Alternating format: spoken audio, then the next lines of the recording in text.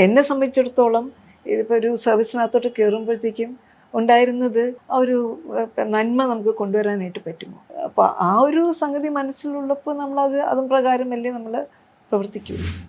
നമുക്ക് ഈ ദുരന്തം ഉണ്ടായി ഉടനെ പറയുന്നത് ക്വാറിങ് കാരണമാണെന്ന് പറയും. അപ്പോൾ ഒരു ഒറ്റ ചോദ്യം നമ്മൾ പറയേണ്ടത് ഫാക്ച്വൽ ആവണല്ലോ, ഏതാണ് വർക്കിംഗ് ക്വാറി? നിങ്ങൾ കാണിച്ചു തരും. മരം വെട്ടരുന്ന് എന്താ പറയുക, ഒരു റോഡ് പോകുന്ന റോഡിനെ വളച്ച് നിങ്ങൾ കൊണ്ടുപോകണം എന്നൊക്കെ പറയുന്ന യുക്തിരഹിതമായിട്ടുള്ള തരത്തിലുള്ള അവരെ ഇഗ്നോർ ചെയ്യാനേ പാടുള്ളൂ നമ്മൾ. ഇപ്പോൾ നമ്മുടെ ഇമാജിനേഷൻ, ആംബിഷൻ, ഹങ്കർ, ഇതൊന്നും ഒരു ലിമിറ്റും ഉണ്ടായിരുന്നില്ല. അതുകൊണ്ടാണ് കേരളം ഒരു ചെറിയ ഒരു ആർക്കും അറിയാത്തൊരു സ്ഥലത്ത് നിന്ന് ഇത്രയും ഒരു ഗ്ലോബൽ ബ്രാൻഡായത്. രാത്രിയും ആളൊഴിഞ്ഞ സ്ഥലങ്ങളും സ്ത്രീയെ സംബന്ധിച്ചിടത്തോളം സൂക്ഷിക്കേണ്ടുന്ന ഏരിയസ് തന്നെയാണ്.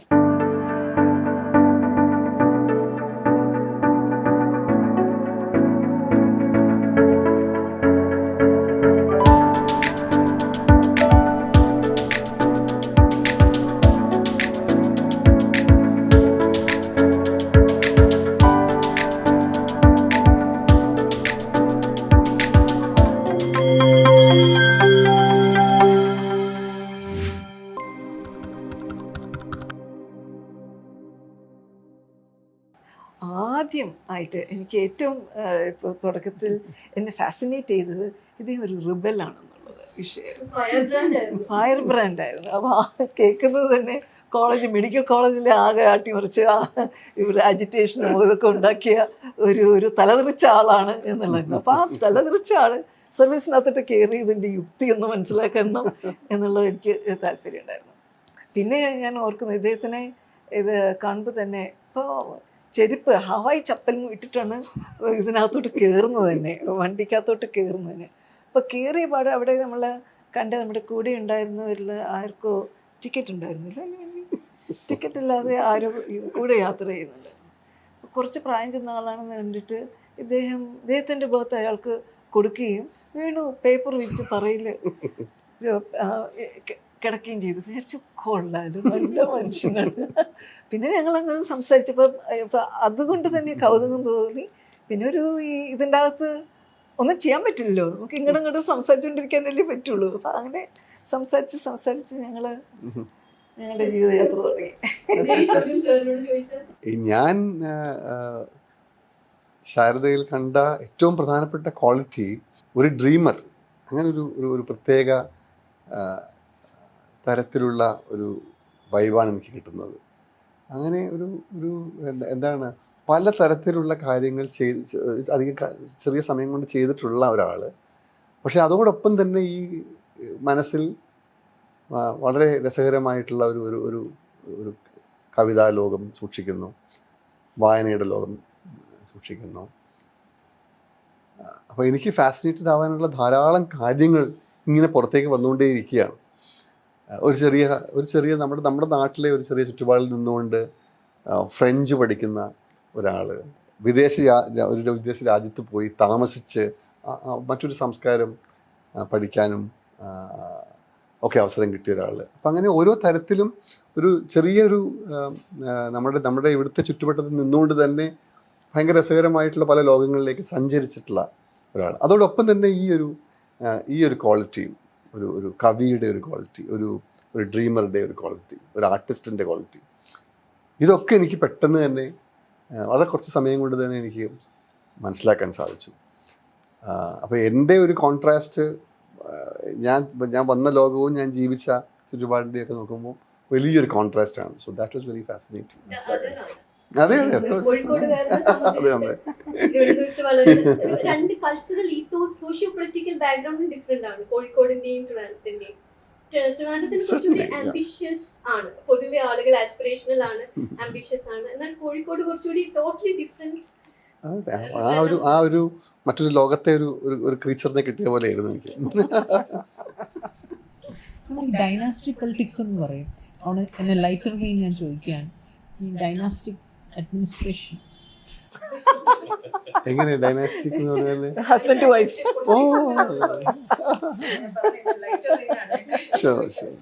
അതൊരു പ്രശ്നമുണ്ട്, ഭയങ്കര ദാരിദ്ര്യമുള്ള ഒരു വീടിന്റെ താക്കോലാണ് സാർ. കറക്റ്റ് ആണ്. ദാരിദ്ര്യ നിർമ്മാർജ്ജനമുള്ള എന്റെ പണി. ഈ ഒരു സിറ്റുവേഷൻ അന്വേഷണം എങ്ങനെയാ? What advice would you give to her? Like വളരെ ഒരു ഡിഫറെന്റ് ടൈമിലാണ് ഈ ഹാൻഡ് ഓവർ നടക്കുന്നത്. See, the chief secretary's job is not a എന്താ പറയുക ഒരു ഭയങ്കര വെൽ ഡിഫൈൻഡ് ആയിട്ടൊരു ജോലിയല്ല. It is what each person makes of it. കാരണം എന്താ വെച്ചാൽ ലെറ്റ്സ് സേ ഒരു 80% ഓഫ് ദ റെസ്പോൺസിബിലിറ്റി വളരെ ഫിക്സ്ഡ് ആണ്. You are finally at the end of the day you are the secretary to the council എന്ന് പറഞ്ഞാൽ അത് ഒരു ചീഫ് സെക്രട്ടറിയുടെ primary responsibilities to the council of ministers. നമ്മുടെ ഏറ്റവും ഹയസ്റ്റ് ഡെസിഷൻ മേക്കിംഗ് ബോഡിയാണ് നമ്മുടെ കൗൺസിൽ, ക്യാബിനറ്റ് എന്നത്. അപ്പോൾ ക്യാബിനറ്റിൻ്റെ മുൻപാകെ പ്രധാനപ്പെട്ട വിഷയങ്ങൾ കൊണ്ടുപോയി ആ തീരുമാനങ്ങൾ എടുപ്പിക്കുക എന്നുള്ളതാണ് ചീഫ് സെക്രട്ടറിയുടെ പ്രൈമറി റെസ്പോൺസിബിലിറ്റി. അപ്പോൾ അതാണ് ഞാൻ പറഞ്ഞത്, 80% ഓഫ് ദി വർക്ക് അത് തന്നെയാണ്. ആ വർക്കിൻ്റെ കാര്യത്തിൽ എനിക്ക് ശാരദയ്ക്കൊന്നും പറഞ്ഞു കൊടുക്കാനില്ല. കാരണം എന്നേക്കാൾ കൂടുതൽ അഡ്മിനിസ്ട്രേറ്റീവ് മേഖലകളിൽ ശാരദയ്ക്ക് അനുഭവമുണ്ട്. ആൻഡ് ടഫർ സിറ്റുവേഷൻസ് ഞാൻ കൈകാര്യം ചെയ്തതിനേക്കാളൊക്കെ വളരെ ടഫർ റെസ്പോൺസിബിലിറ്റീസ് ആണ് ശാരദ കൈകാര്യം ചെയ്തിട്ടുള്ളത്. So the cabinet matters will not pose any issues for. Okay, അപ്പോൾ അവിടെ ഒന്നും ഞാൻ പറഞ്ഞു കൊടുക്കേണ്ടതില്ല. പക്ഷെ ഞാൻ പറഞ്ഞു കൊടുക്കേണ്ട ഒരു ഏരിയ ഉണ്ട്. അതാണ് ഞാൻ പറയാം, ഈ ബാക്കി 20% ഇസ് വെരി എങ്ങനെയാണ് പറയാം പേഴ്സണലൈസ്ഡ് ആണ്. ഓരോ വ്യക്തിയുടെയും പേഴ്സണാലിറ്റി ആ ജോബ് പ്രൊഫൈലിലേക്ക് വരും. അവിടെ ഞങ്ങളുടെ പേഴ്സണാലിറ്റിയുടെ വ്യത്യാസവും ഒക്കെ വരും. എനിക്ക് ഏറ്റവും ഇഷ്ടം എന്താണ്, ഒരു 10 പ്രോബ്ലം എൻ്റെ തലയിൽ തന്നാൽ ഞാൻ ഓരോന്നിനും പെട്ടെന്ന് സൊല്യൂഷൻ കണ്ടുപിടിക്കും. ആ സൊല്യൂഷൻസ് ചിലപ്പം 5 or 6 എണ്ണം ശരിയാണെന്ന് വരും, 4 എണ്ണം തെറ്റിപ്പോകും. പക്ഷെ ആ സോൾവ് ചെയ്യുക എന്നൊരു ജോലി എനിക്ക് വളരെ ഫാസിനേറ്റിംഗ് ആണ്. മിക്കവർക്കും അത് വലിയ പ്രോബ്ലമാറ്റിക് ആണ്. കാരണം ഇത് നിങ്ങളുടെ പ്രശ്നമല്ല, എന്തിനാ എൻ്റെ തലയിലോട്ട് വെക്കുന്നത് എന്നാണ് സ്വാഭാവികമായിട്ടും നമ്മുടെ ആദ്യത്തെ റെസ്പോൺസ്. ഞാൻ അങ്ങനെയല്ല, ഞാൻ ഓടി ചോദിക്കും, ഞാൻ എന്തെങ്കിലും ചെയ്തു തരാനുണ്ടോ, എന്തെങ്കിലും പ്രശ്നമുണ്ടോ എന്ന് ചോദിക്കുന്ന കൂട്ടത്തിലാണ് ഞാൻ. അതൊരു നമ്മുടെ ഒരു പേഴ്സണൽ പ്രെഡിലക്ഷനാണ്, താല്പര്യമാണ്.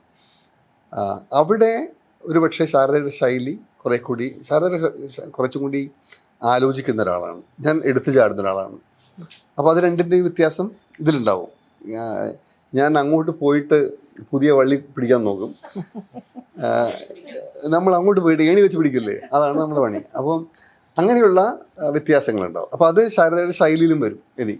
കാരണം കുറച്ചും കൂടി ശാന്ത സ്വഭാവത്തിലോട് കൂടിയിട്ടുള്ള ഒരു ചീഫ് സെക്രട്ടറിയുടെ ഓഫീസുമാണ് ഇനി കാണാൻ പോകുന്നത്.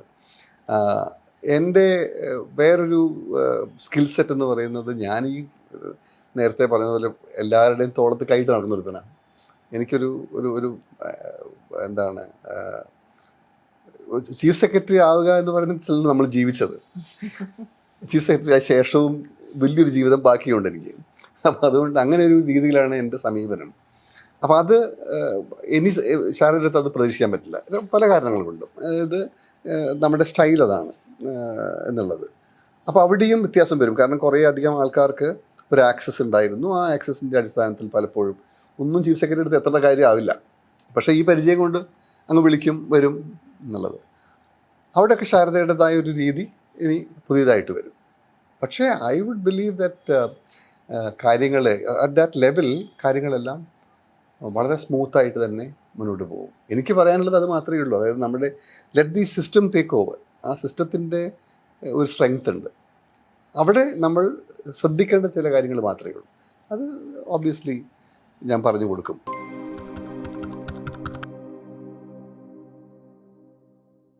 ഒരു സ്ത്രീയും പുരുഷനും എപ്പോഴും പറയാം, ഒരുമിച്ച് സ്റ്റാർട്ട് ചെയ്താൽ സ്ത്രീയുടെ മുന്നിൽ ഒരുപാട് ഹേർഡിൽസ് ഉണ്ട്. ഏത് പൊസിഷനിൽ ഇരിക്കുന്ന സ്ത്രീ ആണെങ്കിലും പുരുഷനെ കമ്പയർ ചെയ്യുമ്പോൾ ഒരുപാട് ഹേർഡിൽസിനെ ഓവർകം ചെയ്താണ് അവൾ മുന്നോട്ട് പോകുന്നത്. എന്തൊക്കെയായിരുന്നു ഹേർഡിൽസ് എന്ന് പറയുമ്പോഴത്തേക്കും ഇപ്പോഴൊക്കെ കുറേയൊക്കെ മാറി. ബിക്കോസ് പക്ഷേ ഒരു യങ് ഓഫീസറായിരിക്കുമ്പോൾ ഒരു ലേഡി ഓഫീസർ ഫേസ് ചെയ്തിരുന്ന വാസ് ഇൻഫർമേഷൻ കിട്ടൂല. അപ്പം ഒരു ഇൻഫോർമലായിട്ടുള്ള ഒരു കോണ്ടെക്സ്റ്റിൽ നമ്മുടെ ഭർത്താവ് കൂടിയുള്ള പിയേഴ്സിൻ്റെ കൂടെ ഇരുന്ന് സംസാരിച്ച് എടുക്കുന്ന ആ ഒരു അനുഭവങ്ങളും അതിപ്പം ഒരു വിവരങ്ങളും ഒന്നും തന്നെ നമുക്ക് ആക്സസ് ഉണ്ടായിരുന്നില്ല. പല സീക്രട്ടും സിസ്റ്റത്തിൻ്റെ അകത്ത് പലരെക്കുറിച്ചുള്ള ധാരണകൾ ഇപ്പം ഇതുമൊക്കെ കൂടി വെച്ചുകൊണ്ട് ആണല്ലോ നമ്മൾ നമ്മുടെ ഒരു ഒരു അഡ്മിനിസ്ട്രേറ്റീവ് ആയിട്ടുള്ള ഒരു ഓറിയൻറ്റേഷൻ കൊണ്ടുവരുന്നത്. ആ ഇൻപുട്ടുകളൊന്നും കിട്ടുന്ന ഒരു ഇതുണ്ടായിരുന്നില്ല. സ്ത്രീകളില്ലല്ലോ കൂടെ, നമ്മുടെ ചുറ്റും നിൽക്കുന്നത് പുരുഷന്മാരും ആണ്. അപ്പോൾ ഒരു ഡിസ്റ്റൻസ് എന്തായാലും ഉണ്ട്. ആ ഒരു ഡിസ്റ്റൻസ് നമുക്കിപ്പം വേണു പറഞ്ഞു, തോളത്ത് കൈയിട്ടിട്ട് നടക്കുന്ന ഒരു ഓഫീസർ, തോളത്ത് കൈയിട്ട് നടക്കുന്ന ഒരു ലേഡി ഓഫീസർ എന്തായിരിക്കും? അപ്പം അങ്ങനെ ചെയ്യാൻ ഇപ്പം വൈവേഷ്യസ് ആയിട്ടുള്ള ഒരു സ്ത്രീ ആണെങ്കിൽ പോലും അത് ചെയ്യാൻ പറ്റില്ല. അതിൻ്റെ ലിമിറ്റേഷൻ ഉണ്ട്. അതൊന്ന്. പിന്നെ രണ്ട്, ഇപ്പം ഈ ഒരു സ്ത്രീ എന്നുള്ള നിലയ്ക്ക് തന്നെ നമ്മൾ ചില നമ്മുടെ ഈ രാത്രിയും ആളൊഴിഞ്ഞ സ്ഥലങ്ങളും ഇതൊക്കെ സ്ത്രീയെ സംബന്ധിച്ചിടത്തോളം സൂക്ഷിക്കേണ്ടുന്ന ഏരിയസ് തന്നെയാണ്. ആൻഡ് ഇപ്പം ഈവൻ ഇപ്പം രാത്രി ഗസ്റ്റ് ഹൗസിലോട്ട് പോവുക, യാത്ര ഇത് ചെയ്യുക എന്ന് പറയുമ്പോഴും ദർ ഇസ് ദാറ്റ് ഇപ്പം ഒരു നിഴൽ കൂടിയാണ് നമ്മൾ ഇത് ചെയ്യുന്നത്. അതിൻ്റെ അഗൈൻ അപ്പം ഈ ഡിസിഷൻസ് ഓഫ് മൂവ്മെൻറ്റ് നമ്മൾ കുറച്ചും കൂടി റെസ്ട്രിക്റ്റഡ് ആണ്. പിന്നെ ഇതിൻ്റെ ദാമ്പത്യ ജീവിതത്തിൻ്റെ ഭാഗമായിട്ട് അമ്മയാകും. അപ്പോൾ അമ്മയാകുന്ന സമയത്ത് ഭയങ്കര സ്ട്രെയിനാണ്.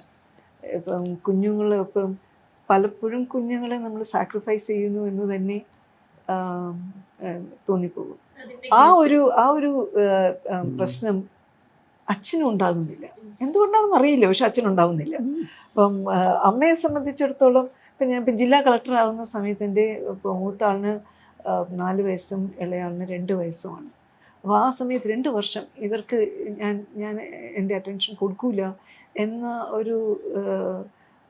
എന്താണ് മുൻവിധിയോടുകൂടി തന്നെയാണ് ഞാൻ ജോലിയിൽ കയറുന്നത്. അവസാനം ഇതായപ്പോഴത്തേക്കും കളക്ടറായിരുന്നതിനേക്കാളും കൂടുതൽ സമയം എൻ്റെ മക്കൾക്ക് നഷ്ടപ്പെട്ടത് ഞാൻ കുടുംബശ്രീയിൽ ഇരുന്നപ്പോഴാണ്. ഒട്ടും തന്നെ അവർക്ക് എന്നെ കിട്ടുന്നില്ല. കിട്ടുമ്പോഴൊക്കെ ഭയങ്കര ടെൻഷനുമാണ്. അപ്പോൾ പലപ്പോഴും കുട്ടികൾ തന്നെ വന്നിട്ട് അമ്മ സാരമില്ല, ഞാൻ അവരുടെ മേക്കിട്ട് കയറുമ്പോഴത്തേക്കും അവർ കുറേ വന്നിട്ട് കുറച്ച് കഴിഞ്ഞിട്ട് വന്ന് പറയാം സാരമില്ല അമ്മ എന്ന് പറഞ്ഞ് ഇത് ചെയ്യുന്നത്. ആ ഒരു ലോഡ് ഇപ്പം ഈ ചൈൽഡ് ബെയറിങ് ഇയേഴ്സിൽ നമ്മുടെ വർക്കിൻ്റെ ലോഡും ഇതിൻ്റെ ലോഡും എന്ന് വരുന്നത് ഒരു വല്ലാത്തൊരു സംഗതി തന്നെയാണ്. നമ്മൾ ഈ ജീവിതം ആസ്വദിക്കാനായിട്ടുള്ള കഴിവ് പലർക്കും അപ്പോൾ നഷ്ടപ്പെടും. ഈ കരിയറിന്റെ തുടക്കത്തിലുള്ള ഈ സംഭവത്തെ കുറിച്ച് പറഞ്ഞല്ലോ, അതായത് ഈ ഇൻഫോർമൽ ഇൻഫർമേഷൻ കിട്ടാനുള്ള ബുദ്ധിമുട്ടൊക്കെ. അപ്പോൾ ആ സമയത്ത് ഞങ്ങളുടെ ഫാമിലിയിൽ തന്നെ ഞങ്ങളുടെ ഹസ്ബൻഡും ഒപ്പം വർക്ക് ചെയ്യുന്ന ആളാണ്. അത് ഏതെങ്കിലും തരത്തിൽ ഹെൽപ്പ് ചെയ്യുകയാണോ ചെയ്തിട്ടുള്ളത്, അതോ അതൊരു ഹിൻഡ്രൻസ് ആയിട്ടാണോ വന്നിട്ടുള്ളത്? ഇല്ല, ഞങ്ങൾ ധാരാളം വിഷയങ്ങൾ ഞങ്ങൾ തമ്മിൽ സംസാരിച്ചിട്ടുണ്ട്. ഇപ്പം അദ്ദേഹത്തിന് ഒരു ഐഡിയ ഉണ്ടാവുകയാണെങ്കിൽ അത് എൻ്റെ കൂടെ ഇത് ചർച്ച ചെയ്യും. നമ്മൾ പല കാര്യങ്ങളും നമ്മൾ ഒരുമിച്ച് തന്നെയാണ് പുഷ് ചെയ്തിട്ടുള്ളത്. ഉദാഹരണത്തിന് റെസ്പോൺസിബിൾ ടൂറിസത്തിനകത്തോട്ട് വേണു ഇറങ്ങുമ്പോഴത്തേക്കും അതിൻ്റെ അകത്ത് ഇതിപ്പം സോഷ്യൽ റെസ്പോൺസിബിലിറ്റി ഉണ്ട്, ഇക്കണോമിക് റെസ്പോൺസിബിലിറ്റി ഉണ്ട്, പിന്നെ മൂന്നാമത്തെ കൾച്ചറൽ റെസ്പോൺസിബിലിറ്റി. അപ്പോൾ അങ്ങനെ മൂന്ന് ലെയർ റെസ്പോൺസിബിലിറ്റി ഉള്ളത്. ഇക്കണോമിക് റെസ്പോൺസിബിലിറ്റി കുടുംബശ്രീയുടെ കൂടെ ചേർന്ന് ഇപ്പം നടപ്പിലാക്കാം എന്നും അത് എങ്ങനെ ചെയ്യാം എന്നൊക്കെ പറഞ്ഞിട്ട് നമ്മൾ അപ്പം ഒരു കൂട്ടായ ഒരു സംഗതിയായിരുന്നു നമ്മളത് വികസിപ്പിച്ച് ഇത് കൊണ്ടുവന്നത്.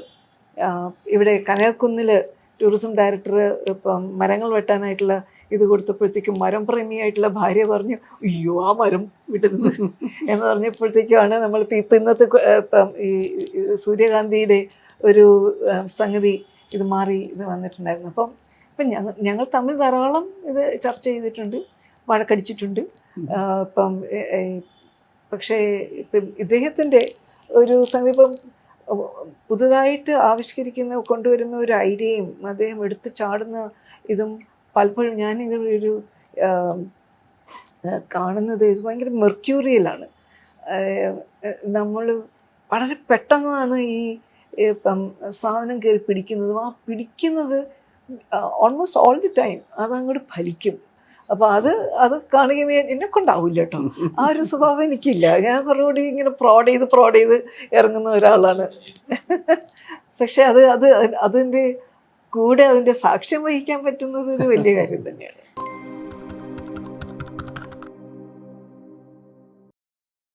ആദ്യമായിട്ടാണ് ബാക്ക് ടു ബാക്ക് ആയിട്ട് 2 പേര് ചീഫ് സെക്രട്ടറിമാരായത്.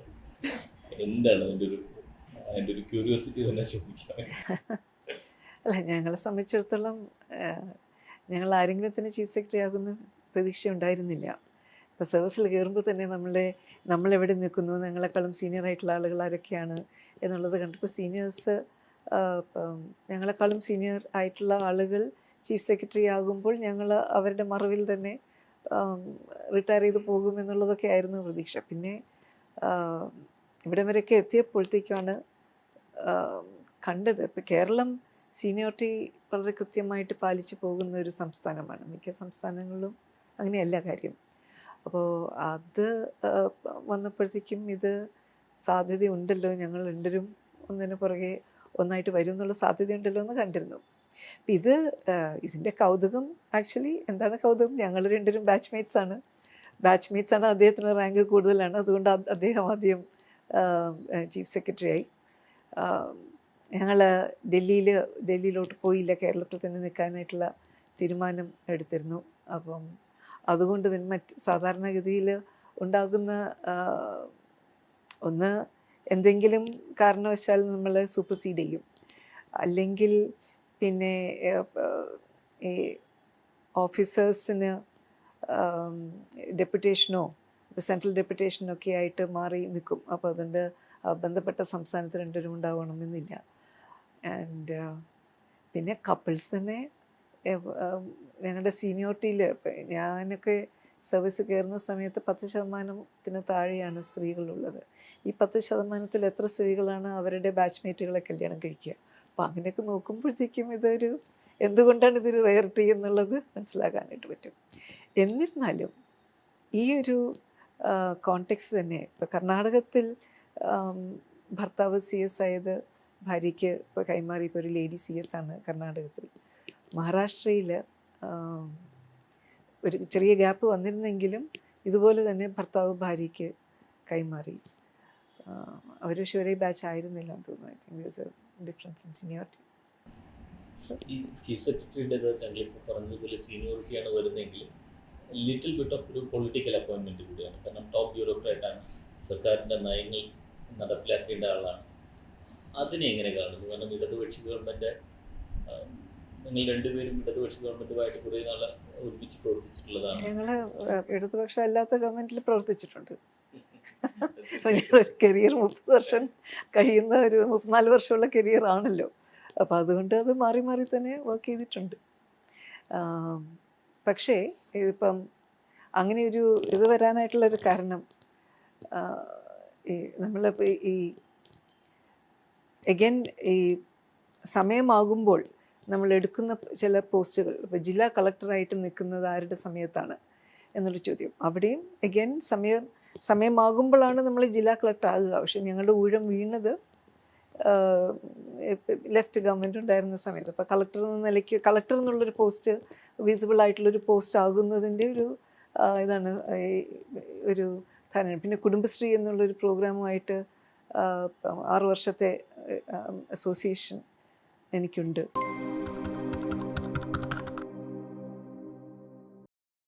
ഇപ്പോൾ കുടുംബശ്രീ ആയിട്ടുള്ള എൻ്റെ ബന്ധം ആക്ച്വലി കുടുംബശ്രീ തുടങ്ങുന്ന സമയം മുതലുണ്ട്. കാരണം ആ സമയത്ത് ഞാൻ ജില്ലാ കളക്ടറായിരുന്നു. അപ്പം ജില്ലാ കളക്ടറായിരുന്ന സമയത്ത് ഇപ്പോൾ കുടുംബശ്രീ തിരുവനന്തപുരം ജില്ലയിൽ ഈ തുടങ്ങുമ്പോൾ ഈ സ്വയം സഹായ സംഘം, അപ്പോൾ അന്ന് ഇപ്പോൾ വനിതാ ഘടക പദ്ധതി ഉണ്ടായി വരുന്നതേ ഉള്ളൂ. ഇപ്പോൾ ജില്ലാ കളക്ടർ എന്ന നിലയ്ക്ക് ഇപ്പോൾ നമ്മൾ അന്ന് ഇപ്പോൾ ജനകീയാസൂത്രണത്തിൻ്റെ തുടക്കത്തിലുള്ള സമയമാണ്.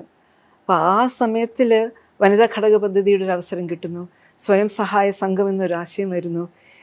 എന്താണ് ഈ സ്ത്രീകൾക്ക് വേണ്ടി ചെയ്യേണ്ടത് എന്നറിയാതെ തിരിഞ്ഞിരിക്കുന്ന സമയത്ത് സ്വയം സഹായക സംഘപ്രസ്ഥാനം, മൈക്രോ ക്രെഡിറ്റ്, സ്ത്രീകളുടെ കൂട്ടായ്മ, ജെൻഡർ സ്ട്രാറ്റജിക് ആയിട്ടുള്ള ജെൻഡർ ഇഷ്യൂസ് എന്നൊക്കെ പറഞ്ഞിട്ട് അങ്ങനെ ഒരു നല്ലൊരു ഇളക്കം സൃഷ്ടിച്ച സമയമാണ്. അപ്പോൾ അതിൻ്റെ കൂട്ടത്തിൽ തന്നെ ഇപ്പോൾ കുടുംബശ്രീ ഗ്രൂപ്പുകളും ഈ ഒരു സ്വയം സഹായ സംഘം, അയൽക്കൂട്ടം എന്നുള്ള രീതിയിൽ ഇപ്പം ഫോം ചെയ്ത് വരുന്നതും അവരെ മനസ്സിലാക്കാനും അവരെ ക്രിട്ടിക്ക് ചെയ്യാനും ഒക്കെ ഒരു അവസരം കിട്ടിയിരുന്നതാണ്. സാമൂഹ്യക്ഷേമ വകുപ്പിൻ്റെ ഡയറക്ടറായിട്ട് വർക്ക് ചെയ്തിരുന്ന സമയത്തും അപ്പോഴും നമ്മൾ ഈ സ്ത്രീകളുടെ വിഷയം, കുട്ടികളുടെ വിഷയം എന്നൊക്കെ വരുമ്പോഴത്തേക്കും ഇതിൻ്റെ അകത്ത് നല്ല ഓപ്പർച്യൂണിറ്റീസ് ഉണ്ടല്ലോ എന്ന് കണ്ടു. എന്നിട്ടാണ് കുടുംബശ്രീയിലോട്ട് കടക്കുന്നത്. അപ്പോൾ ഇങ്ങനെ കുറേ ധാരണകളുമായിട്ടാണ് കുടുംബശ്രീക്കകത്തോട്ട് കയറുന്നത് തന്നെ. അപ്പം കയറുമ്പോൾ ഇത് ഇപ്പോൾ കാണുന്നത് വലിയൊരു പ്രസ്ഥാനം, വളരെ വലിയ സാധ്യതകളുള്ള പ്രസ്ഥാനം. പക്ഷേ മറ്റൊരു കാര്യം കൂടി ഇതായിരുന്നു, ഈ സ്ത്രീകളുടെ ഒരു പ്രവർത്തന മണ്ഡലം ആയതുകൊണ്ട് തന്നെ അതിന് നല്ലൊരു അദൃശ്യതയും ഉണ്ടായിരുന്നു. അപ്പം ഈ ലോകത്തെ സംബന്ധിച്ചിടത്തോളം കുടുംബശ്രീ എന്ന് പറഞ്ഞാൽ അന്ന് കുടുംബശ്രീ എന്ന് പറയുന്നത് തിരുവനന്തപുരത്തും കോഴിക്കോടും കൊച്ചിയിലുമുള്ള വേസ്റ്റ് കളക്ടേഴ്സിൻ്റെ ഒരു മാനേജ്മെൻറ്റ് സംവിധാനത്തിനപ്പുറത്തേക്ക് കുടുംബശ്രീയെ കണ്ടിരുന്നില്ല. പക്ഷേ ഇത് സ്ത്രീകളുടെ താഴെ തട്ടിൽ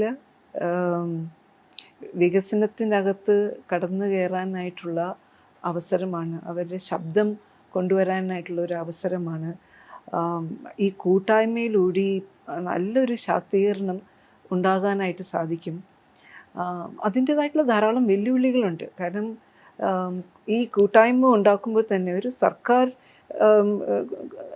ഇത് സപ്പോർട്ട് ചെയ്ത് കൊണ്ടുവരുന്ന ഒരു കൂട്ടായ്മയിൽ എന്ത് ശാക്തീകരണം, അതിപ്പം സർക്കാരിൻ്റെ പപ്പറ്റായിട്ട് പ്രവർത്തിക്കുക എന്നുള്ളതാണല്ലോ നമുക്ക് പൊതുവെ ഉണ്ടാകുന്നൊരു ധാരണ. പക്ഷെ അതല്ല, സ്ത്രീകൾ ഒരു ഇൻഡിപെൻഡൻറ്റ് ശബ്ദം ഉണ്ടാക്കിയെടുക്കുന്നതും ആ ഒരു കളക്റ്റീവായിട്ട് പ്രവർത്തിക്കുന്നതും ആക്ച്വലി സർക്കാരിനും തദ്ദേശഭരണ സർക്കാരുകൾക്കും ഗുണം ചെയ്യും എന്നുള്ള രീതിയിൽ നമുക്ക് കുടുംബശ്രീ പൊസിഷൻ ചെയ്യാനായിട്ടുള്ള ഒരു വലിയൊരു ഓപ്പർച്യൂണിറ്റി ആ സമയത്ത് കിട്ടി. അത് പഠിച്ച് മനസ്സിലാക്കി. കാരണം എന്താണ് പ്രശ്നങ്ങൾ നേരിടുന്നത് എന്ന് കാണുമ്പോഴാണ് ഈ പ്രശ്നങ്ങൾ നേരിടുന്നതിന് അത് സ്ഥായിയായിട്ട് പരിഹരിക്കുന്ന ഒരൊറ്റ ഇതേ ഉള്ളൂ, ശബ്ദം നമുക്ക് ഏകീകരിക്കണം, അത് കൺസോളിഡേറ്റ് ചെയ്യണം. ആ കൺസോളിഡേറ്റ് ചെയ്യുന്നതിൽ കൂടി സ്ത്രീകൾക്ക് സ്വാതന്ത്ര്യം കിട്ടും,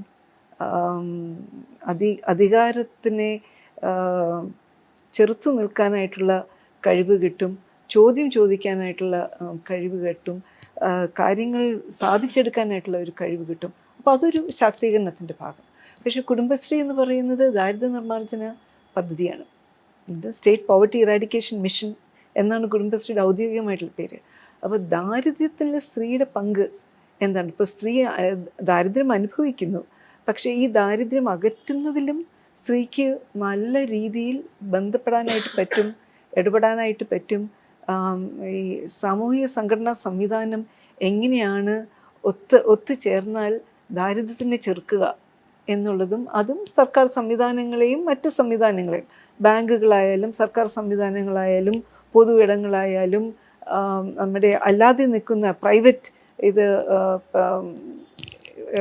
വെസ്റ്റഡ് ഇൻട്രസ്റ്റ് ആയാലും ഇതിനെയൊക്കെ തന്നെ ചെറുക്കാൻ പറ്റുന്ന വിധത്തിലുള്ള ഒരു സംഗതിയായിട്ട് കുടുംബശ്രീക്ക് മാറാൻ പറ്റും ഈ സാമൂഹിക സംഘടനാ സംവിധാനത്തിൻ്റെ ഒരു ശക്തി ആർജിക്കുമ്പോഴത്തേക്കും. അപ്പോൾ അവിടെ പല സ്ത്രീകളും ലീഡേഴ്സായിട്ട് വന്ന സ്ത്രീകളെക്കുറിച്ച് നമ്മൾ കാണുന്നത് അവരുടെ ഏറ്റവും വലിയൊരു പ്രൈഡ് എന്ന് പറയുന്നത്, ഞാൻ ആശ്രയ ഒരു കുടുംബത്തിന് ഇത് സഹായം നമുക്ക് എത്തിക്കാനായിട്ട് സാധിച്ചു, അവരെ കണ്ടു,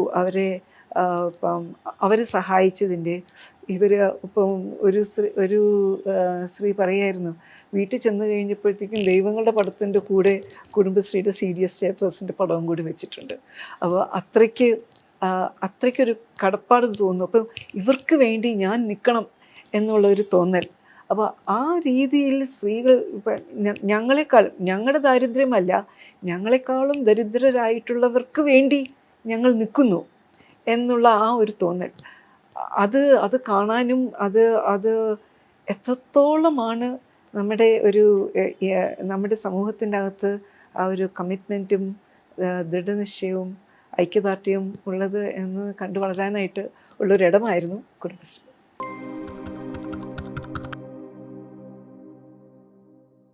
കേരള ടൂറിസത്തിന്റെ മുഖച്ഛായ മാറ്റിയ ആളുകളിൽ ഒരാളാണ് വേണു സർ. അതേപോലെ ഇൻക്രെഡിബിൾ ഇന്ത്യ എന്നുള്ള tagline, that's also your contribution. ആ ഒരു കോണ്ടെക്സ്റ്റ് പറയാം, ഈ ഇൻക്രെഡിബിൾ ഇന്ത്യ അതെങ്ങനെ ബ്രെയിൻ ഡ്രെയിൻ എന്തായിരുന്നു അതിന്റെ? അത് ഈ കേരളത്തിൻ്റെ ടൂറിസം മാർക്കറ്റിംഗ് എന്ന് പറയുന്നത് ഒരു ഭയങ്കര അനുഭവമായിരുന്നു എനിക്ക്. ബിക്കോസ് അതൊരു ബ്ലാങ്ക് ക്യാൻവസ് പോലെയായിരുന്നു. അപ്പോൾ അതുകൊണ്ട് നമ്മൾ പലതും വരച്ച് നോക്കി ചെയ്ത് നോക്കി അങ്ങനെ ഓരോന്നായിട്ട് നമ്മൾ റഫ് ആൻഡ് റെഡി ആയിട്ട് പഠിക്കുകയാണെങ്കിൽ നമ്മളൊരു ചെറിയൊരു സ്ഥലത്തിരുന്നുകൊണ്ട് നമ്മളൊരു ഗ്ലോബൽ ലെവലിലാണ് ആലോചിച്ചത്. സോ വിച്ച് മീൻസ് ദാറ്റ് നമ്മുടെ ആംബിഷൻ വാസ് ലിമിറ്റ്ലെസ്. നമ്മുടെ ഫണ്ട്സ് ഒക്കെയാണ് ലിമിറ്റഡ്. അപ്പോൾ നമ്മുടെ ഇമാജിനേഷൻ, ആംബിഷൻ, ഹങ്കർ, ഇതൊന്നും ഒരു ലിമിറ്റും ഉണ്ടായിരുന്നില്ല. അതുകൊണ്ടാണ് കേരളം ഒരു ചെറിയ ആർക്കും അറിയാത്തൊരു സ്ഥലത്ത് നിന്ന്, അല്ലെങ്കിൽ ഒരു കോവളം എന്ന ഡെസ്റ്റിനേഷനിൽ നിന്ന് ഇത്രയും ഒരു ഗ്ലോബൽ ബ്രാൻഡായത്. Because the brand was very ambitious. ആ ബ്രാൻഡ് ക്രിയേറ്റ് ചെയ്തു എന്നുള്ളതാണ് ഞാൻ എപ്പോഴും പറയുന്നൊരു കാര്യം. ഞാനല്ല ക്രിയേറ്റ് ചെയ്തത്, ഞങ്ങൾ കുറച്ച് പേര്. There was a great agency there. Continuation of that ഏജൻസിയും ദി ഇൻഡസ്ട്രിയും ഒക്കെ അതിൻ്റെ ആ ക്യാരക്ടറിസ്റ്റിക്സ് ഒക്കെ നമുക്ക് ഫ്ലഷ് ഔട്ട് ചെയ്യാൻ പറ്റി. ഇത്രയും പറയാൻ കാരണം അതൊരു as A learning, as A school ലോകത്തിൽ ആർക്കും കിട്ടാത്തൊരു എക്സ്പീരിയൻസാണ് എനിക്ക് കിട്ടിയത്. അതുകൊണ്ട് തന്നെ അന്ന് മുതൽ ഞാൻ ഈ ഇന്ത്യയുടെ ഹോൾ അപ്രോച്ച്, ഗവൺമെൻറ് ഓഫ് ഇന്ത്യയുടെ ministry, you are decades behind, നിങ്ങൾക്കൊന്നും അറിയില്ല. ഇതിങ്ങനെ സ്ഥിരമായിട്ട് ക്രിട്ടിസൈസ് ചെയ്യുന്ന ഒരുത്തനാണ് ഞാൻ. അപ്പോൾ അന്ന് I was there for 4-5 years. അതിലൊരു പീരീഡിൽ എൻ്റെ ബോസായിട്ട് മിസ്റ്റർ അമിതാഭ് കാന്ത് വന്നു. Amitabh Kant was then secretary ആയിട്ട്. He was a brief while secretary. അപ്പോൾ ഞങ്ങളിങ്ങനെ വിദേശത്ത് യാത്ര ചെയ്യാണ്, പാർട്ട് ഓഫ് ആ മാർക്കറ്റിംഗ് ടീമിന്. അപ്പോൾ ഒരു ദിവസം എന്നോട് ഇങ്ങനെ പറഞ്ഞു, നീ കുറേ നാളായത് എൻ്റെ തലയിലോട്ട് ഈ ക്രിറ്റിസിസം കൊണ്ട് വരുന്നത്, നീ മിനിസ്ട്രിയുടെ ചുമതലക്കാരനായതെങ്കിൽ നീ എന്ത് ചെയ്യും? What can you do? This is such a difficult place to do things എന്നൊക്കെ പറഞ്ഞു. അപ്പോൾ that set me thinking. And then പിറ്റേ ദിവസം ഞാൻ പറഞ്ഞു, if I were given a chance, I will start with something very simple and then I will work on it, and it has to start from something that's so simple but vocative. അങ്ങനെയാണ്. I said, and my line would be Incredible India, because incredible can be incredible good, incredible bad, incredible wonderful, incredible pathetic, whatever. അങ്ങനെ എടുത്തുകൊണ്ട് പോകാം. So it's got attributes that can be extended, അങ്ങോട്ടും ഇങ്ങോട്ടും ഒക്കെ extend ചെയ്ത് കൊണ്ടുപോകാൻ പറ്റും. അപ്പോൾ from a branding point of view, from a marketing point of view, ഭയങ്കര പോസിബിലിറ്റീസ് ഉള്ളതാണ് ഈ ഒരു വാക്ക്. And then it works well. ഇതൊക്കെ പറഞ്ഞ് ബഹളമൊക്കെ ഉണ്ടാക്കിയിട്ട് പിന്നെ ഞാൻ മറന്നുപോയി, അയാളും മറന്നുപോയി, അങ്ങനെ മറന്നുപോയി എന്ന് ഞാൻ വിചാരിച്ചു. But in a few months time, as it happen, mister Kant was posted as joint secretary in tourism in the ministry. അപ്പോൾ അവിടെ എത്തിയപ്പോൾ അദ്ദേഹം അപ്പറൻ്റ്ലി ഞാൻ കേട്ടതനുസരിച്ചിട്ട് വലിയ ഏജൻസീസിനോടൊക്കെ പിച്ച് ചെയ്യാൻ പറഞ്ഞു. അങ്ങനെ അവരൊക്കെ പിച്ച് ചെയ്തൊന്നും ഇദ്ദേഹത്തിന് ഇഷ്ടപ്പെടുന്നില്ല. അങ്ങോട്ട് കൊടുത്തു. കാരണം പറഞ്ഞു ഇത് ശരിയാവുന്നില്ല. അങ്ങനെ അവസാനം അദ്ദേഹം ഗ്രേ ആണെന്ന് തോന്നുന്നു, അതല്ല ONM, ഒഗ്ലിവിയൻ മേത്ത്, ONM-മാരോട് പറഞ്ഞു, ഇത് വെച്ചുകൊണ്ട് വർക്ക്ഔട്ട് സ്ട്രാറ്റജി എന്ന് പറഞ്ഞു. So that they also said that's working. അങ്ങനെ ദേ ക്രിയേറ്റഡ് ദ ഫസ്റ്റ് ആദ്യത്തെ ലൈൻ അവർ ആലോചിച്ചു, ആദ്യത്തെ ഒരു സെറ്റ് ഓഫ് ക്രിയേറ്റീവ്സ് ഒക്കെ ചെയ്തു. എന്നിട്ട് ഇദ്ദേഹം എന്നെ വിളിച്ചിട്ട് പറഞ്ഞു, നീ ഒന്ന് ഡൽഹി വരെ വരണം എന്ന് പറഞ്ഞു. അങ്ങനെ ഞാൻ വന്നപ്പോൾ എന്നെ ആ ക്രിയേറ്റീവ്സ് കാണിച്ചു. So that's how incredible India was born. അത് കഴിഞ്ഞിട്ട് ഉടൻ തന്നെ എനിക്ക് എന്നെ ഇവിടുന്ന് ഇൻക്രെഡിബിൾ ഇന്ത്യയുടെ ചാർജുള്ള മിനിസ്ട്രിയിലോട്ട് എന്നെ വിളിച്ചു. സോ അതിന് ശേഷമുള്ള 2-3 വർഷം ഞാനാണ് ആ ക്യാമ്പയിൻ റൺ ചെയ്തത്.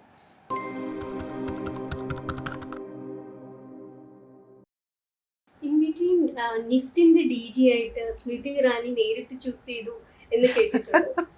നിഫ്റ്റിന്റെ ഏറ്റവും സിമ്പിൾ ആയിട്ട് ഡ്രസ് ചെയ്യുന്ന ഒരു DG കൂടിയായിരുന്നു ഒരു കഥയുണ്ട്. എങ്ങനെയായിരുന്നു നിഫ്റ്റിലെ national institute of fact and fashion ടെക്നോളജിയുടെ DG ആയിട്ടുള്ള ഒരു എക്സ്പീരിയൻസ് എങ്ങനെയായിരുന്നു? സത്യം പറഞ്ഞ എന്തുകൊണ്ടാണ് എന്നെ അവിടെ കൊണ്ടുപോയി എത്തിച്ചതെന്നുള്ളത് മനസ്സിലൊന്നുമില്ല. ഫാഷൻ്റെ അറിയാത്ത ഒരാളാണ് ഞാൻ. അപ്പോൾ അങ്ങനെ ഇരിക്കുന്നു. ഇപ്പം ഒരു ബ്രാൻഡ് പേര് പോലും നേരെ പറയാൻ അറിയില്ല. ഫാഷൻ്റെ ലോഗോ ആയിട്ടൊരു ബന്ധവുമില്ല. അപ്പോൾ കണ്ടാൽ തന്നെ ഈ കുടുംബശ്രീയുടെ കൂടെ വർക്ക് ചെയ്യുമ്പോഴത്തേക്കും സ്ത്രീകൾക്ക് അപ്രോച്ച് ചെയ്യാൻ പറ്റുന്ന ഒരു ഇതാകണമല്ലോ. അപ്പോൾ ആ രീതിയിൽ തന്നെയാണ് വേഷവിധാനവും ഒക്കെ. അപ്പോൾ എനിക്ക് തോന്നുന്നു പക്ഷേ കുടുംബശ്രീ കാരണം തന്നെയാണ് എടുത്തതെന്ന്. കാരണം നിഫ്റ്റിൽ ധാരാളം സ്ത്രീകളുണ്ട്. അപ്പോൾ സ്ത്രീകളുടെ വിഷയങ്ങൾ ഇതുണ്ട്. ആൻഡ് ഇപ്പം അത്തരത്തിലുള്ള കുറേ ഇഷ്യൂസും കൂടി പരിഹരിക്കുന്നതിലേക്ക് വേണ്ടി പറ്റിയ ഒരാളെന്നുള്ള രീതിയിൽ ഒരു ധാരണ വെച്ചുകൊണ്ടായിരിക്കാം അപ്പം ഞാൻ ആ സമയത്ത് പോയി പറഞ്ഞൊക്കെ നോക്കി, എന്നെക്കൊണ്ട് ആവുന്ന ജോലിയൊന്നുമല്ല ഇത്, ഇതെൻ്റെ സ്വഭാവമല്ല എന്നുള്ളത് പറഞ്ഞു നോക്കി, അത് മൈൻഡാക്കിയില്ല. അതെ അതെ. അപ്പം അങ്ങനെ പറഞ്ഞു. പിന്നെ ഇപ്പം നാട്ടിൽ തിരിച്ച് ചെല്ലണം എന്നുള്ള കാര്യമൊക്കെ പറഞ്ഞു. ഒന്നും കേട്ടില്ല.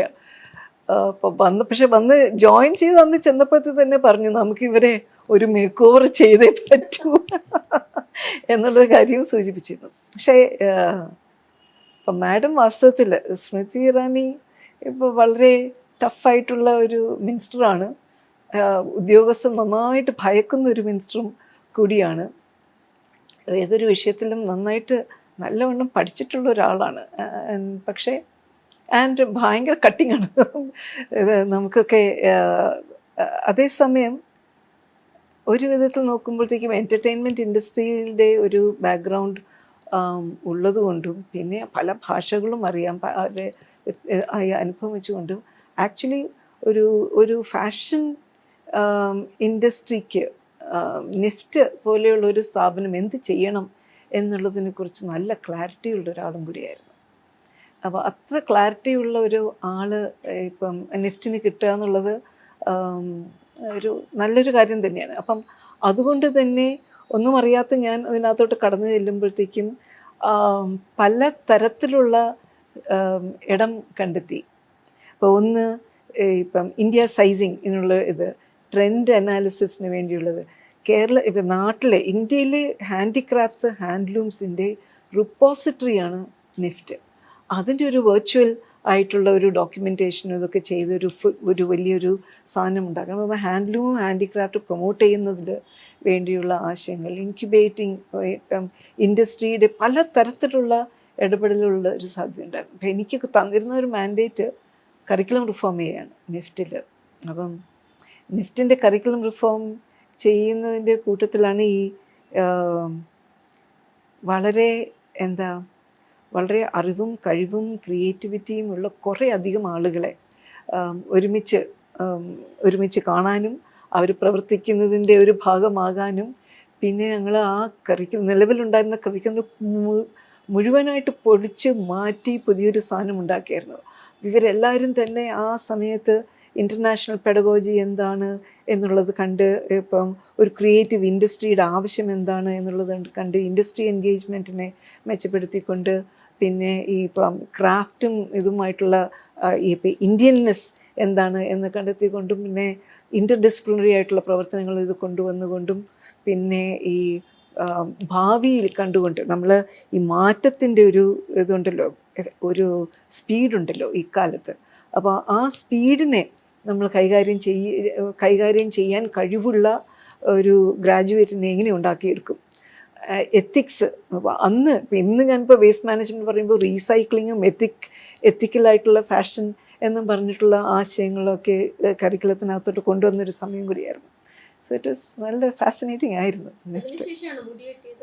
അല്ലല്ല, പഞ്ചായത്തിലിരുന്നപ്പോഴാണ് മുടി വെട്ടിയത്. മുടി പോയത് കൊണ്ടാണ് മുടി വെട്ടിയത്, അല്ലാതൊരു ഫാഷൻ സ്റ്റേറ്റ്മെൻ്റ് ആയിരുന്നില്ല.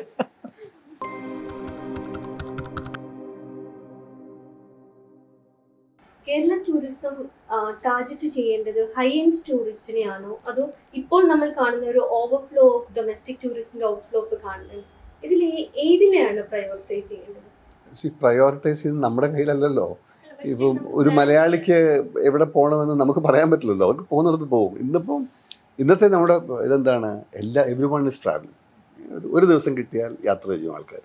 റോഡുകൾ ഇമ്പ്രൂവ് ചെയ്തു, എല്ലാവരുടെ അടുത്തും വാഹനമുണ്ട്. So and you have started നമ്മൾ തന്നെ നമ്മുടെ ലീഷറിനെ അതിനൊരു വാല്യൂ ആയി. അപ്പോൾ അതുകൊണ്ട് നമ്മളെല്ലാവരും യാത്ര ചെയ്യാൻ ശ്രമിക്കുന്നു എന്നുള്ളത്, അത് യു കാൻ സ്റ്റോപ്പ് ഇറ്റ്.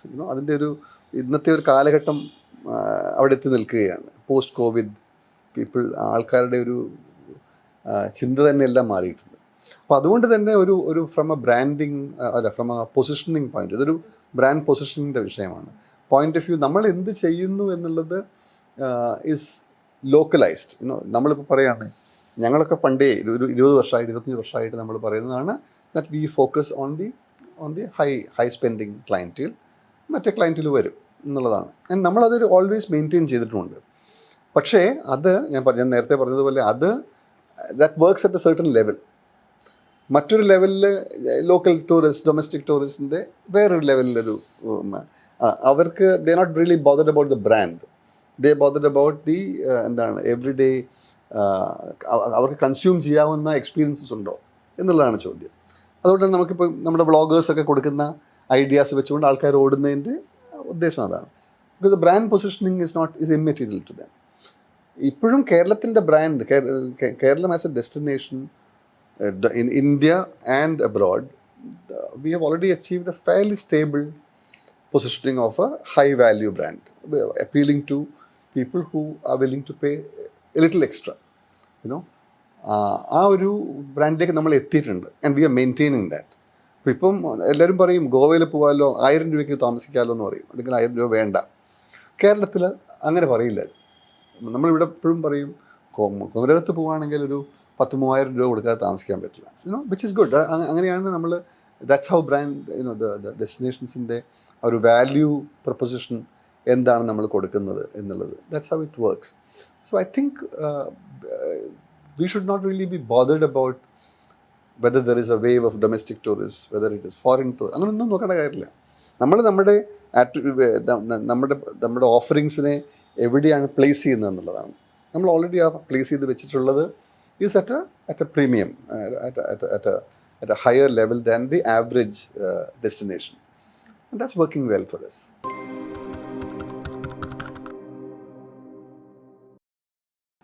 ഞാൻ എപ്പോഴും പറയുന്നത് ഇതൊരു സയൻസ് അല്ലേ, you know. So you have to be scientific in your assertions. നമ്മൾ പറയുന്ന കാര്യങ്ങൾക്കെല്ലാം ഒരു ശാസ്ത്രീയ അടിത്തറ ഉണ്ടാവണമെന്നൊരു നിർബന്ധം ഉണ്ടാവണം.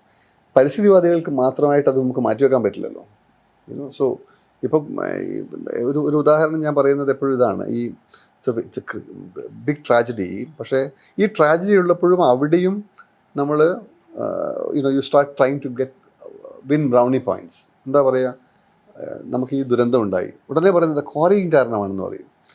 അപ്പോൾ ഒറ്റ ചോദ്യം നമ്മൾ പറയേണ്ടത് ഫാക്ച്വൽ ആവണ്ടേ, you have to be factual. ഏതാണ് വർക്കിംഗ് ക്വാറി? നിങ്ങൾ കാണിച്ചു തരൂ, ഏത് ക്വാറിയാണ് വർക്കിംഗ് ക്വാറി ഉള്ളത്? ഏത് ക്വാറിക്കാണ് ഇപ്പോൾ ഫങ്ഷണൽ ലൈസൻസ് ഉള്ളത്? 1 കിലോമീറ്റർ ചുറ്റളവിലുണ്ടോ? 2 കിലോമീറ്റർ ചുറ്റളവിലുണ്ടോ? 5-ലുണ്ടോ? 10-ലുണ്ടോ? സോ 10 കിലോമീറ്റർ ചുറ്റളവിൽ ഒരു ഫങ്ഷണൽ ക്വാറി ഇല്ലാത്ത ഒരു സ്ഥലത്ത് ഒരു ദുരന്തം ഉണ്ടാകുമ്പോൾ നിങ്ങൾ ആദ്യം ക്വാറിയെ കുറ്റം പറയുകയാണ്, യുനോ. അപ്പോൾ നിങ്ങളുടെ where is your scientific basis for that?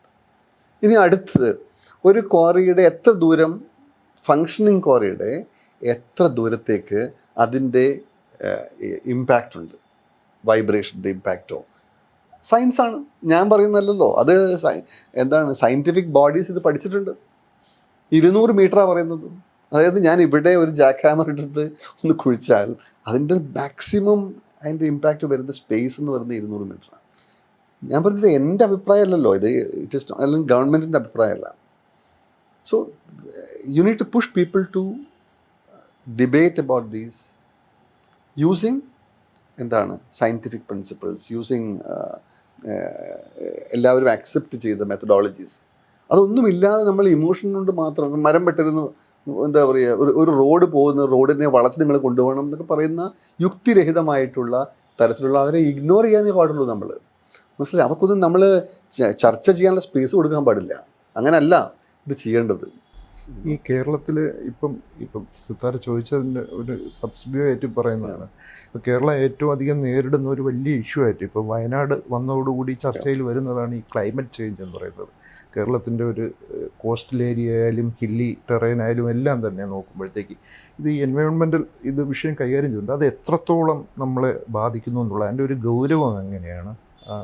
Actually അത് ശാരദയാണ് കുറച്ചും കൂടി അത് പറയാവുന്നത്. കാരണം ഞങ്ങൾ രണ്ടുപേരും കൊളാബറേറ്റ് ചെയ്യുന്ന മറ്റൊരു വലിയ മേഖലയാണ് ക്ലൈമറ്റ് ചേഞ്ച്. കാരണം ക്ലൈമറ്റ് ചേഞ്ച് ഇപ്പോൾ ആരംഭിക്കുന്ന ഒരു വിഷയമാണ്.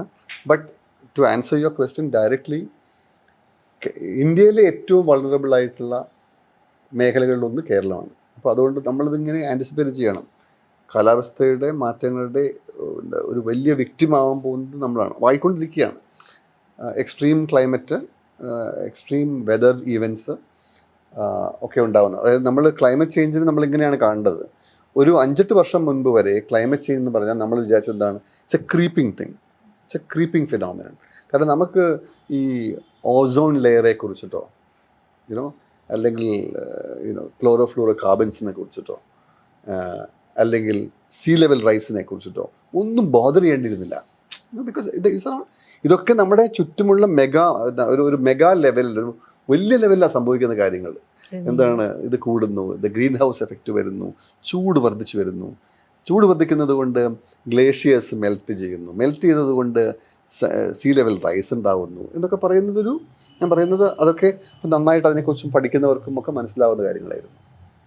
ഇതിപ്പോൾ നമ്മുടെ തലക്കൊരു അടി അടിക്കുന്ന പോലെയല്ലേ ക്ലൈമറ്റ് ചേഞ്ച് വന്ന് നമ്മുടെ മുന്നിൽ നിൽക്കുകയല്ലേ. എക്സ്ട്രീം ക്ലൈമറ്റ് ഈവൻറ്റ്സ് കാരണം നാടിൻ്റെ എന്താ പറയുക, നാടും നാട്ടുകാരും ഒക്കെ ഒലിച്ചു പോകുന്ന ലെവലിലേക്ക് എത്തി. അപ്പോൾ നമ്മളെല്ലാവരും റിയലൈസ് ചെയ്യാണ് climate change is here and here to stay. അപ്പോൾ അതാണ് എനിക്ക് തോന്നുന്നത് ഒരു പ്രധാനപ്പെട്ടൊരു വിഷയം. ഇനി നമ്മൾ ഓരോ കാര്യങ്ങൾ ചെയ്യുമ്പോഴും നമ്മൾ ക്ലൈമറ്റ് ചേഞ്ചിനെ മുന്നിൽ നിർത്തിക്കൊണ്ടാണ് ചെയ്യുക. അതുകൊണ്ടാണ് ഇപ്പോൾ ഞങ്ങൾ കൊളാബറേറ്റ് ചെയ്തിട്ട് ശാരദ മുന്നോട്ട് കൊണ്ടുപോയ ഒരു കാര്യമാണ് ഡിസാസ്റ്റർ മാനേജ്മെൻറ്റ്. സോ ഡിസാസ്റ്റർ മാനേജ്മെൻറ്റിനെ കുറിച്ച് മുൻപ് നമ്മൾ ആലോചിച്ചിരുന്ന മുഴുവൻ എന്താണ്, ഒരു വെള്ളപ്പൊക്കം ഉണ്ടായാൽ ആൾക്കാരെ മാറ്റി ക്യാമ്പുകളിൽ താമസിപ്പിക്കുക, ക്യാമ്പിലെ ആഹാരം കൊടുക്കുക എന്നൊക്കെയായിരുന്നു നമ്മൾ ഡിസാസ്റ്ററിനെ മാനേജ് ചെയ്യുന്നത് എങ്ങനെ.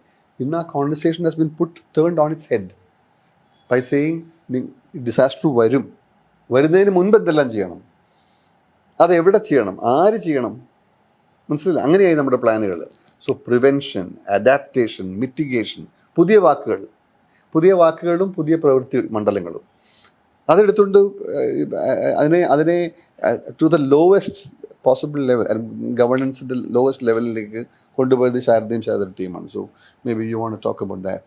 അതെ, ഈ ഡിസാസ്റ്റർ മാനേജ്മെൻറ്റ് അതോറിറ്റി ഉണ്ട്. അപ്പം അത് എത്രത്തോളം എക്യുപ്ഡ് ആണ് എന്ന് പറഞ്ഞാൽ, നമ്മളൊരു നേരത്തെ സാർ പറഞ്ഞ പോലെ ഒരു പരമ്പരാഗത രീതിയിലാണ് നമ്മൾ ഇതുവരെ അതിനെ കൈകാര്യം ചെയ്തു എന്നുള്ള നിലയിലാണ് കാണുന്നത്. പക്ഷേ ഇപ്പോൾ എന്ന് പറഞ്ഞാൽ വരുന്നത് ചലഞ്ചസ് എന്ന് പറയുന്നത് വളരെ പെട്ടെന്നാണ് വരുന്നത്. എക്സ്ട്രീം വെതർ ചേഞ്ച്, അങ്ങനെ പല സാധനങ്ങൾ വരുന്നുണ്ട്. ആൾക്കാരുടെ ജീവന് ഹാനി വരുന്നു, ഒരു ഭൂപ്രദേശം മുഴുവൻ ഇല്ലാതാവുന്നു. അതെങ്ങനെ അതിനെ കൈകാര്യം ചെയ്യാൻ തക്കവണ്ണമുള്ള ഒരു ഇതിലേക്ക് മാറിയിട്ടുണ്ടോ, അത് നമ്മൾ എക്യുപ്ഡ് ആണോ? അത് ഡിസാസ്റ്റർ മാനേജ്മെൻറ്റ് അതോറിറ്റിയെ കുറിച്ച് അഗൈൻ വേണു ആയിരിക്കും കൂടുതൽ ഇത് പറയുക. ബിക്കോസ് ഈ അതോറിറ്റിയിൽ റവന്യൂ സെക്രട്ടറി ആയിരുന്ന സമയത്ത് ഈ അടുത്ത് അസോസിയേറ്റ് ചെയ്തതും കൂടിയാണ്. പക്ഷേ എനിക്ക് പറയാൻ ഉള്ളത് താഴെത്തട്ടിൽ ഗ്രാസ് റൂട്ട്സിൽ 2018 ഫ്ലഡ്സ് വന്നപ്പോൾ ആ പോയിന്റ് വരെ തദ്ദേശ ഭരണ സ്ഥാപനങ്ങൾ ഈ ഒരു ഡിസാസ്റ്റർ മാനേജ്മെൻറ്റ്, ദുരന്ത നിവാരണ പ്രക്രിയക്കകത്ത് അവർക്ക് കാര്യമായിട്ടുള്ളൊരിടമില്ല. ഷെൽട്ടറൊക്കെ ഉണ്ടാകുമ്പോഴത്തേക്കും അവിടെ കുറച്ച് സഹായമൊക്കെ എത്തിക്കുക, തുണി ആഹാരമൊക്കെ എത്തിക്കുന്നതിനും അതും ഇവിടെ റവന്യൂ അധികൃതരുടെ ഒരു കയ്യാളായിട്ട് നിൽക്കുന്ന രൂപത്തിലാണ് തദ്ദേശ ഭരണ സ്ഥാപനങ്ങളെ കണ്ടത്. അതെ, പക്ഷേ 2018 ഫ്ലഡിൽ നമുക്ക് ഇത് നാശവും ആൾഹാനിയും ഒക്കെ കുറഞ്ഞതിന് കാരണം വാസ് ഫസ്റ്റ് റെസ്പോണ്ടേഴ്സ് എന്നുള്ള നിലയ്ക്ക് തദ്ദേശ ഭരണ സ്ഥാപനത്തിൽ വാർഡ് മെമ്പർമാർ ആര് എവിടെ എന്ത് പ്രയോറിറ്റൈസ് ചെയ്ത് കൊണ്ടുപോകണം, എവിടെയാണ് വെള്ളം കയറുക, എവിടെയാണ് കയറ് കിട്ടുക, എവിടെയാണ് നമുക്ക് ഇപ്പം ഈ എക്വിപ്മെൻ്റ് ആയാലും ആളുകളായാലും നീന്തൽ അറിയുന്ന ആളുകളായിരുന്നു ഇവരെയൊക്കെ സമാഹരിക്കുക കൊണ്ടുവരിക ഒക്കെ ചെയ്യാൻ പറ്റിയത് തദ്ദേശ ഭരണ സ്ഥാപനങ്ങളോട് നിന്നുകൊണ്ടാണ്.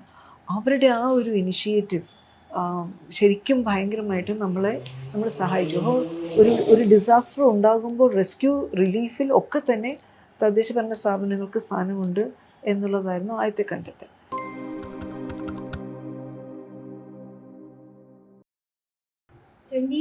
ഫ്ലഡ് ഹാൻഡിൽ ചെയ്ത് ഇവിടെ നിന്ന് ഹാൻഡിൽ ചെയ്ത ഫ്യൂ ഒഫീഷ്യൽസിന് ആണ് സാർ, ആ ഒരു എക്സ്പീരിയൻസ് എങ്ങനെയായിരുന്നു?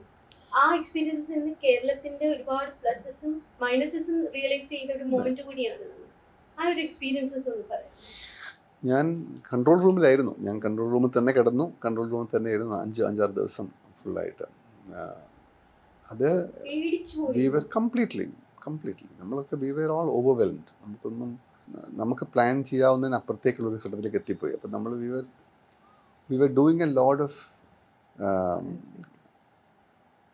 നമ്മൾ ചെയ്യുന്ന ആക്ഷൻസൊക്കെ കുറേ നന്നായിട്ടൊന്ന് ആലോചിച്ച് ഒരു ഫ്രെയിംവർക്കിലേക്ക് എത്തിക്കാനൊന്നും നേരമില്ല. പല തരത്തിലാണ് നടക്കുന്നത്.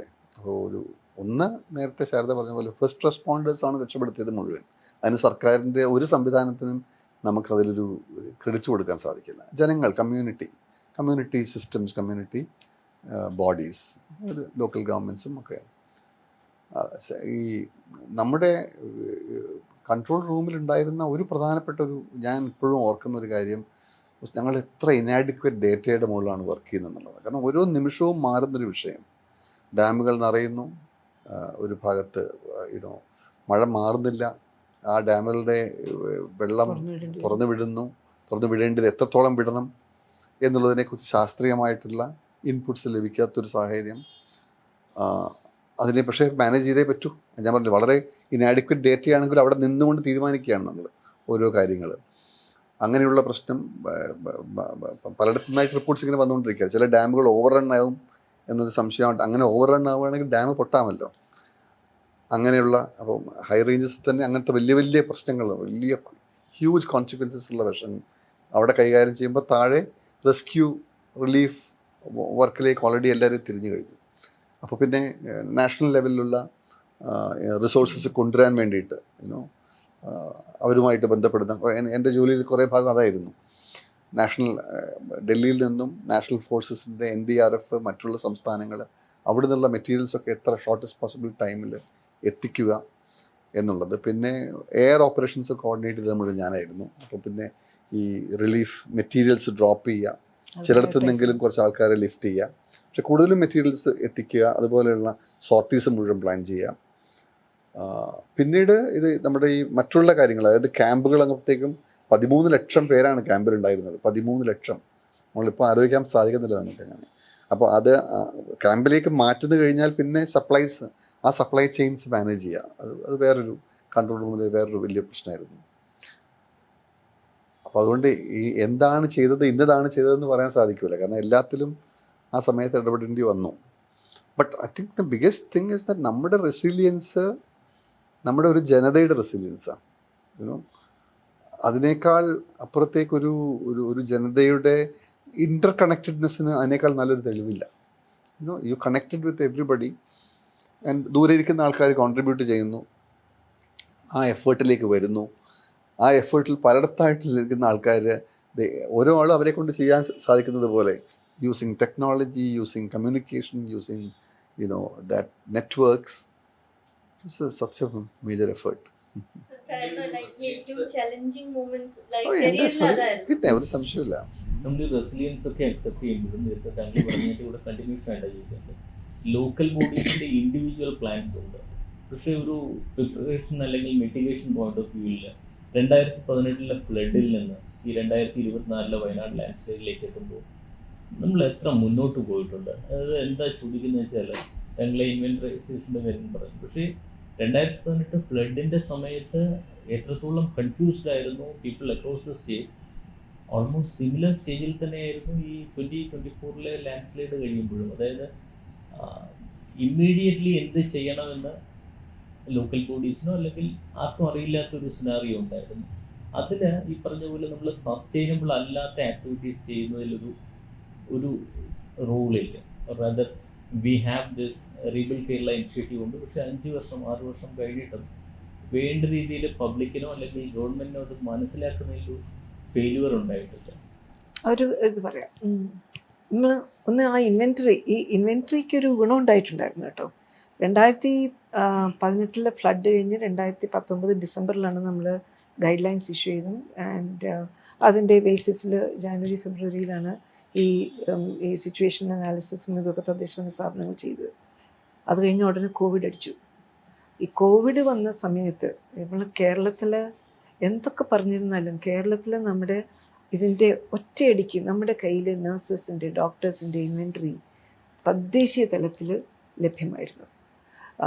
ജനറേറ്റേഴ്സിൻ്റെ, എക്സ്റേൻ്റെ, ടെക്നീഷ്യൻസിൻ്റെ ഡേറ്റ നമ്മുടെ കയ്യിൽ ലഭ്യമായിരുന്നു. ഇപ്പം ഇവരുടെ പല സ്ഥാപനങ്ങളുടെയും വിവരങ്ങൾ ഇത് വെച്ച് നോക്കുമ്പോഴത്തേക്കും അതിൻ്റെ അകത്ത് ഗ്യാപ്പുകൾ ഉണ്ടായിരുന്നു. മുഴുവനും നമ്മൾ പരിഹരിക്കാനായിട്ട് പറ്റിയത് അവസാനം LSD തദ്ദേശഭരണ തലത്തിലുള്ള സ്ഥാപനങ്ങളെ സംബന്ധിച്ചിട്ടുള്ള ആ ഇൻവെൻറ്ററിയുടെ ഡേറ്റാബേസ്. ഈ ഡേറ്റാബേസ് ഉള്ളത് കൊണ്ടാണ് നമ്മളൊരു ഞൊടി ഇണക്കത്തിൽ നമുക്ക് ഇത് ചെയ്യാനായിട്ട് പറ്റി. ഇപ്പം എന്താണ് ക്വാറന്റൈൻ സെൻറ്ററുകൾ സെറ്റ് ചെയ്യാൻ പറ്റി. CFLTC എന്ന് പറഞ്ഞ് സെറ്റ് ചെയ്യാൻ ആലോചിച്ച് നിന്നിട്ടുണ്ടോ? എത്ര ചെറിയ സമയം കൊണ്ടാണ് ഇതെല്ലാം ഉണ്ടായി വന്നത്. അത് ഉണ്ടായി വരുന്നതിന് ഒരു കാരണം ഈ ഒരു പ്രിപ്പയർഡ്നെസ് തന്നെയായിരുന്നു.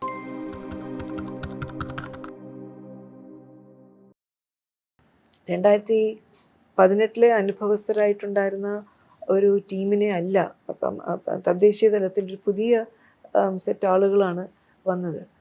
അവരെ സംബന്ധിച്ചിടത്തോളം ഇപ്പം ഞങ്ങൾ ഡിപ്പാർട്ട്മെൻറ്റിൽ നേരിട്ട ഏറ്റവും വലിയ പ്രശ്നം എന്താണെന്ന് അറിയോ? ഇവരുടെ പരിശീലനം മുഴുവനും വെർച്വൽ മോഡിലേ ഞങ്ങൾക്ക് ചെയ്യാൻ പറ്റുള്ളൂ. അപ്പം അതുകൊണ്ട് തന്നെ ഈ പുതിയ കാര്യങ്ങൾ, അപ്പോൾ പഴയ കാര്യങ്ങൾ സിസ്റ്റത്തിന് അറിയാം, പക്ഷെ പുതുതായിട്ട് കൊണ്ടുവന്നതിൻ്റെ ഒരു സംഗതി ഡെവലപ്പ് ചെയ്ത് കൊടുക്കാനായിട്ട് പ്രയാസമുണ്ടായിരുന്നു. ഈവൻ ഒരു ഫിസിക്കൽ ഡാമേജ് പോലും 340 ബിൽഡിങ്സ് എന്തോ ആണ് നമ്മൾ കണ്ടെത്തുന്നത് അല്ലെങ്കിൽ അനൗൺസ് ചെയ്യുന്നത് 4th ഡേ ആണ്. അപ്പോൾ ഒരു 2 വാർഡിൽ മാത്രം നടന്ന ഒരു സംഭവത്തിൽ അങ്ങനെ കാണരുത്. അതൊന്നുമല്ല, ഇതൊരു ഡാം ബസ്റ്റിന് തുല്യമായിട്ടുള്ള ഒരു സാധനം. ദിസ് ഇസ് ലോക്കലൈസ് ആയിട്ടുള്ള ഒരു സാധനമായിരിക്കും, പക്ഷെ ഇറ്റ് ഇസ് ഡെവസ്റ്റേറ്റിംഗ്. ഇതിന്റെ ലെവൽ ഓഫ് ഡെവസ്റ്റേഷൻ എന്ന് പറയുന്നത് കേരളം കണ്ടിട്ടില്ല. ആ ലെവൽ ഓഫ് ഡെവസ്റ്റേഷൻ. ഒരു തോടായിരുന്ന ഒരു സ്ഥലത്ത് ഒരു ചെറിയ കൾവേർട്ട് ഉണ്ടായിരുന്നു. അത് 200 മീറ്ററുള്ള ഒരു സ്ഥലമായി മാറുകയാണ്. ഒരു ഭാഗത്തേക്ക് പോകാൻ ഒരു മാർഗ്ഗമില്ലാണ്ടായി മാറുകയാണ്. പിന്നെ ഈ വീടുകളുടെ നഷ്ടം അളക്കുന്നതൊക്കെ പിന്നീടല്ലേ വരുന്നത്. ഇവിടെ മനുഷ്യരുടെ സ്ഥിതി എന്താണെന്ന് പോലും നമുക്ക് അറിയാൻ പറ്റുന്നില്ല. അക്കൗണ്ടബിലിറ്റിയിലാണ്. നമുക്ക് ഈ ഏരിയയിൽ എത്ര പേര് താമസിക്കുന്നു എന്ന് പോലും ഗവൺമെന്റിൽ ഒരു മോഡലുണ്ടല്ലോ, കൃത്യമായിട്ടുണ്ടല്ലോ. പക്ഷെ അതിൽ എത്ര പേര് ഇതിൽ പെട്ടുപോയി, എത്ര പേര് രക്ഷപ്പെട്ടു എന്നറിയാൻ പറ്റിയില്ല. കാരണം അതായിരുന്നു സ്കെയിൽ ഓഫ് ഡെവാസ്റ്റേഷൻ.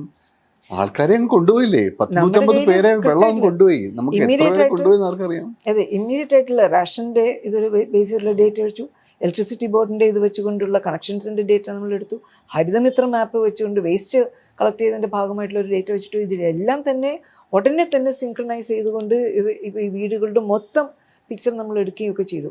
അപ്പൊ അതിലൊന്നും താമസവും ജനങ്ങൾ അങ്ങോട്ടും ഇങ്ങോട്ടൊക്കെ മാറി നിൽക്കുകയാണ്.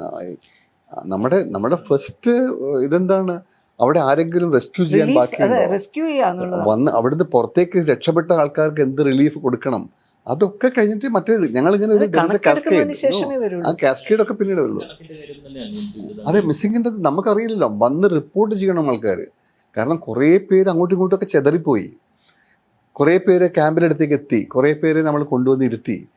അതിൻ്റെ കണക്കും എടുക്കാൻ അത് ഞാൻ പറഞ്ഞില്ല, ഈ ആൾക്കാർ എത്രത്തോളം മിസ്സിങ് ആണ് ആ ലിസ്റ്റ് പ്രകാരം കണ്ടുപിടിക്കുക എന്നുള്ളതും ആക്ച്വലി ഈ subsidiary to providing immediate relief. അത് ആദ്യം ചെയ്യാം. ഓരോ ആളുടെ കാര്യവും ഡേറ്റ ഇങ്ങനെ നമുക്ക് കിട്ടിക്കൊണ്ടിരിക്കും. നമുക്ക് ഒരു ഡിസാസ്റ്റർ വന്നാൽ ഉടൻ തന്നെ നമ്മുടെ ഡേറ്റാ ബേസിൽ നിന്ന് ഇത്രയും പേരെയും കൂടി കിട്ടണമെന്ന് നമുക്ക് പറയാൻ പറ്റില്ല.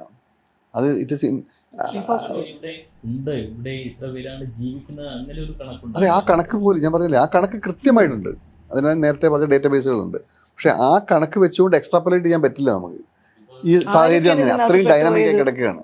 ആരൊക്കെ ഇതിനകത്ത് പെട്ടുപോയി, ആര് മരിച്ചു, ആര് മരിച്ചില്ല, എത്രയോ പേര് പോയി, അവരുടെ വീട്ടിൽ വിസിറ്റ് ചെയ്യാൻ വന്നവരാര്, എന്തൊക്കെ കണക്കുകളുണ്ട്. ഇപ്പം ഇതിനകത്ത് ധാരാളം ആളുകൾ ഇപ്പം കുടുംബങ്ങളിൽ നിന്ന് അവരുടെ ഗസ്റ്റ് വന്നവരിവിടെ ഉണ്ട്. അവിടെ ആ വീട്ടിൽ അടച്ചു പോയിട്ട് വേറെ എവിടേക്കെങ്കിലും പോയതുണ്ട്. അപ്പം നമ്മൾ വിചാരിക്കുന്ന പോലെ ഈ ഡേറ്റ ഒരു സ്റ്റാറ്റിക് ഡേറ്റയൊന്നുമല്ല. അതിൻ്റെ എടുക്കുക. ആ സമയത്ത് തന്നെ ഗവൺമെന്റ് ഫേസ് ചെയ്ത വലിയൊരു ക്രിറ്റിസിസമായിരുന്നു ഗവൺമെന്റ് ഡേറ്റ ബ്ലോക്ക് ചെയ്തു, ഒട്ടും ട്രാൻസ്പാരന്റ് ആയിട്ട് വരുന്നില്ല എന്നുള്ളത്. അത് നമ്മുടെ ഡിസാസ്റ്റർ മാനേജ്മെന്റ് അതോറിറ്റി, ഡിസാസ്റ്റർ മാനേജ്മെന്റിൽ വന്ന് ആ ഒരു ഓർഡർ, ആ ഒരു സർക്കുലർ കൂടെ അതിൻ്റെ കൂടെ ഒരു ബാക്ക്ഗ്രൗണ്ടിലാണ് ചോദിക്കുന്നത്. എന്തുകൊണ്ടാണ് ആ സമയത്ത് അങ്ങോട്ട് ആരും പോകരുത്, അല്ലെങ്കിൽ മീൻസ് ഒബ്വിയസ് റീസൺസ് കൊണ്ട് പോകാതിരിക്കുന്നത് മനസ്സിലാക്കാം, അല്ലെങ്കിൽ സയന്റിസ്റ്റുകൾ ആരും പോകരുത്, അല്ലെങ്കിൽ സ്റ്റഡി നടത്തരുത്, അങ്ങനെ പറഞ്ഞൊരു നിർദ്ദേശം ഒരു കാര്യമില്ലായിരുന്നു അതിൽ. അതുകൊണ്ട് ഉടൻ തന്നെ അത് പിൻവലിച്ചു. അത് ഇപ്പോൾ ആ ഉത്തരവ് ഇറക്കിയത് എന്തിന് എന്നുള്ളൊരു പോസ്റ്റ്മോർട്ടത്തിലേക്ക് പോകണ്ട. പക്ഷേ അതൊരു സെൻസ്ലെസ് ഓർഡർ ആയിരുന്നു. ഓക്കെ, ചോദിച്ചത് കൊണ്ട് പറയാം. പക്ഷെ കാരണം അതിനൊരു പശ്ചാത്തലം ഇത്രയേ ഉള്ളൂ. ഈ ഡിസാസ്റ്റർ വരുന്ന സമയത്ത് തന്നെ we have A task in hand. നമ്മളൊരു പണി എടുത്തുകൊണ്ടിരിക്കുകയാണ്. ഇത് എന്തുകൊണ്ട് നടന്നു എന്ന് അന്വേഷിക്കാനല്ല, മറിച്ച് ഇതിനെക്കുറിച്ചൊരു ക്രിട്ടിക്കലായിട്ട് എഴുതാൻ വേണ്ടിയിട്ടും കമൻറ്റ് ചെയ്യാനും വേണ്ടിയിട്ടും ആൾക്കാർ ഇറങ്ങിയിരുന്നു. അങ്ങനെ ഇറങ്ങിയിട്ടുണ്ട് ആൾക്കാരെന്ന് കേട്ടപ്പോൾ ഇവർ വിചാരിച്ചു ഇത് ഇവിടെ നമ്മൾ ആദ്യമായിട്ട് ചെയ്യുന്നതല്ല. ഉത്തരാഖണ്ഡിലെ ഡാം ബേസ്റ്റ് ഉണ്ടായ സമയത്തും ഇതേപോലെ ഓർഡർ ഇറക്കിയിരുന്നു അവർ. എന്തുകൊണ്ടാണ്? NDMA ഇറക്കി. എന്തുകൊണ്ടാണ്? ഈ സമയത്ത് ഡിസ്ട്രാക്ഷൻസ് ഉണ്ടാവാൻ പാടില്ല. ഓക്കെ, അതുകൊണ്ട് ഇനി ആരും ഇപ്പോൾ തൽക്കാലത്തേക്ക് വരേണ്ട സമയമാകുമ്പോൾ ഞങ്ങൾ വിളിക്കാം. ഇത് NDMA ഇറക്കിയിരുന്നു. ആ NDMA ഇറക്കിയ അതേപോലെ ഇവിടെയും ഇറക്കാൻ അങ്ങ് തീരുമാനിച്ചു. രണ്ട് കോണ്ടെക്സ്റ്റാണ്. കേരളത്തിൽ അങ്ങനെ ഒന്ന് ഇറക്കിയാൽ അതിൻ്റെ ഉദ്ദേശം കംപ്ലീറ്റ് മാറ്റിയ ആൾക്കാർ എടുക്കുള്ളൂ. അതുകൊണ്ട് പിൻവലിച്ചു. മോർബിഡായിട്ടാണ് ഒരു ഡിസാസ്റ്റർ ടൂറിസം എന്നുള്ള ഒരു മൈൻഡ് സെറ്റ് കുറച്ച് from the second day onwards ഉണ്ട്. സെക്കൻഡ് ഡേ ഓൺവേർഡ്സ് വേറൊരു കാര്യം കൂടിയുണ്ട്. ആൻഡ് ദാറ്റ് ഈസ് ഇപ്പം ഈ ഒരു സ്കെയിൽ ഓഫ് ഡിസാസ്റ്റർ ഉണ്ടാകുമ്പോഴത്തേക്കും അവിടെ ഉണ്ടായിട്ടുള്ള ട്രോമ ചെറുതല്ല എന്ന് മാത്രമല്ല, അതിൻ്റെ പേരിൽ തന്നെ ചുറ്റുമുള്ളവർക്കുമൊക്കെ ഭയങ്കര ഭീതിയും പ്രശ്നമാണ്. അപ്പോൾ ആ സമയത്ത് പാനിക്ക് ഒരു കാരണവശാലും ഉണ്ടാവില്ല. ഇവിടെ നമ്മളെല്ലാം ഇനിയിപ്പോൾ മലകളെല്ലാം പൊട്ടി ഞങ്ങളെല്ലാം ഒലിച്ചു പോവാണ് എന്നുള്ളൊരു തോന്നൽ ആവശ്യമില്ലാത്തവർ കമന്റ് ചെയ്യേണ്ടതാണ് ഞങ്ങളുടെ പോയിന്റ്. അത് നിയന്ത്രിക്കേണ്ടതും കൂടി ആവശ്യമില്ല.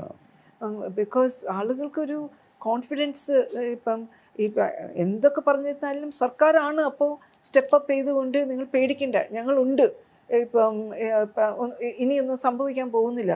ഈ സംഭവിച്ചതിന് നമ്മൾ എത്രത്തോളം നമുക്ക് ആളുകൾ പ്രൊട്ടക്റ്റ് ചെയ്യാൻ പറ്റുമോ ആ പ്രൊട്ടക്ഷൻ ഞങ്ങളുടെ എല്ലാം തന്നെ കൊണ്ട് നമ്മൾ അത് ഉറപ്പാക്കും എന്ന ഒരു മെസ്സേജ് കൊടുക്കുന്ന സമയത്ത് ഇത് കംപ്ലീറ്റ് പോയി കിടക്കുകയാണ്. ഞങ്ങൾ പണ്ടേ കോരയെ കുറിച്ച് പറഞ്ഞതല്ലേ, ആൾക്കാർ അതിനാണ് ആൾക്കാർ വന്നത് അവിടെ. അതാണ് അവരെ ഡിറ്റർ ചെയ്യണം എന്നുള്ളതായിരുന്നു ഉദ്ദേശം. പക്ഷേ അത് കേരളത്തിലെ കോണ്ടെക്സ്റ്റിൽ അങ്ങനെ ഒരു ഉത്തരവ് ഇറക്കാൻ പാടില്ലായിരുന്നു. അതുകൊണ്ട് പിൻവലിച്ചു. അതായിരുന്നു നമ്മുടെ ഉദ്ദേശം. പക്ഷെ അങ്ങനെ അല്ലല്ലോ എടുക്കുക. നമുക്ക് എന്തോ മറക്കാനുണ്ടെന്നല്ലേ എടുക്കുള്ളൂ.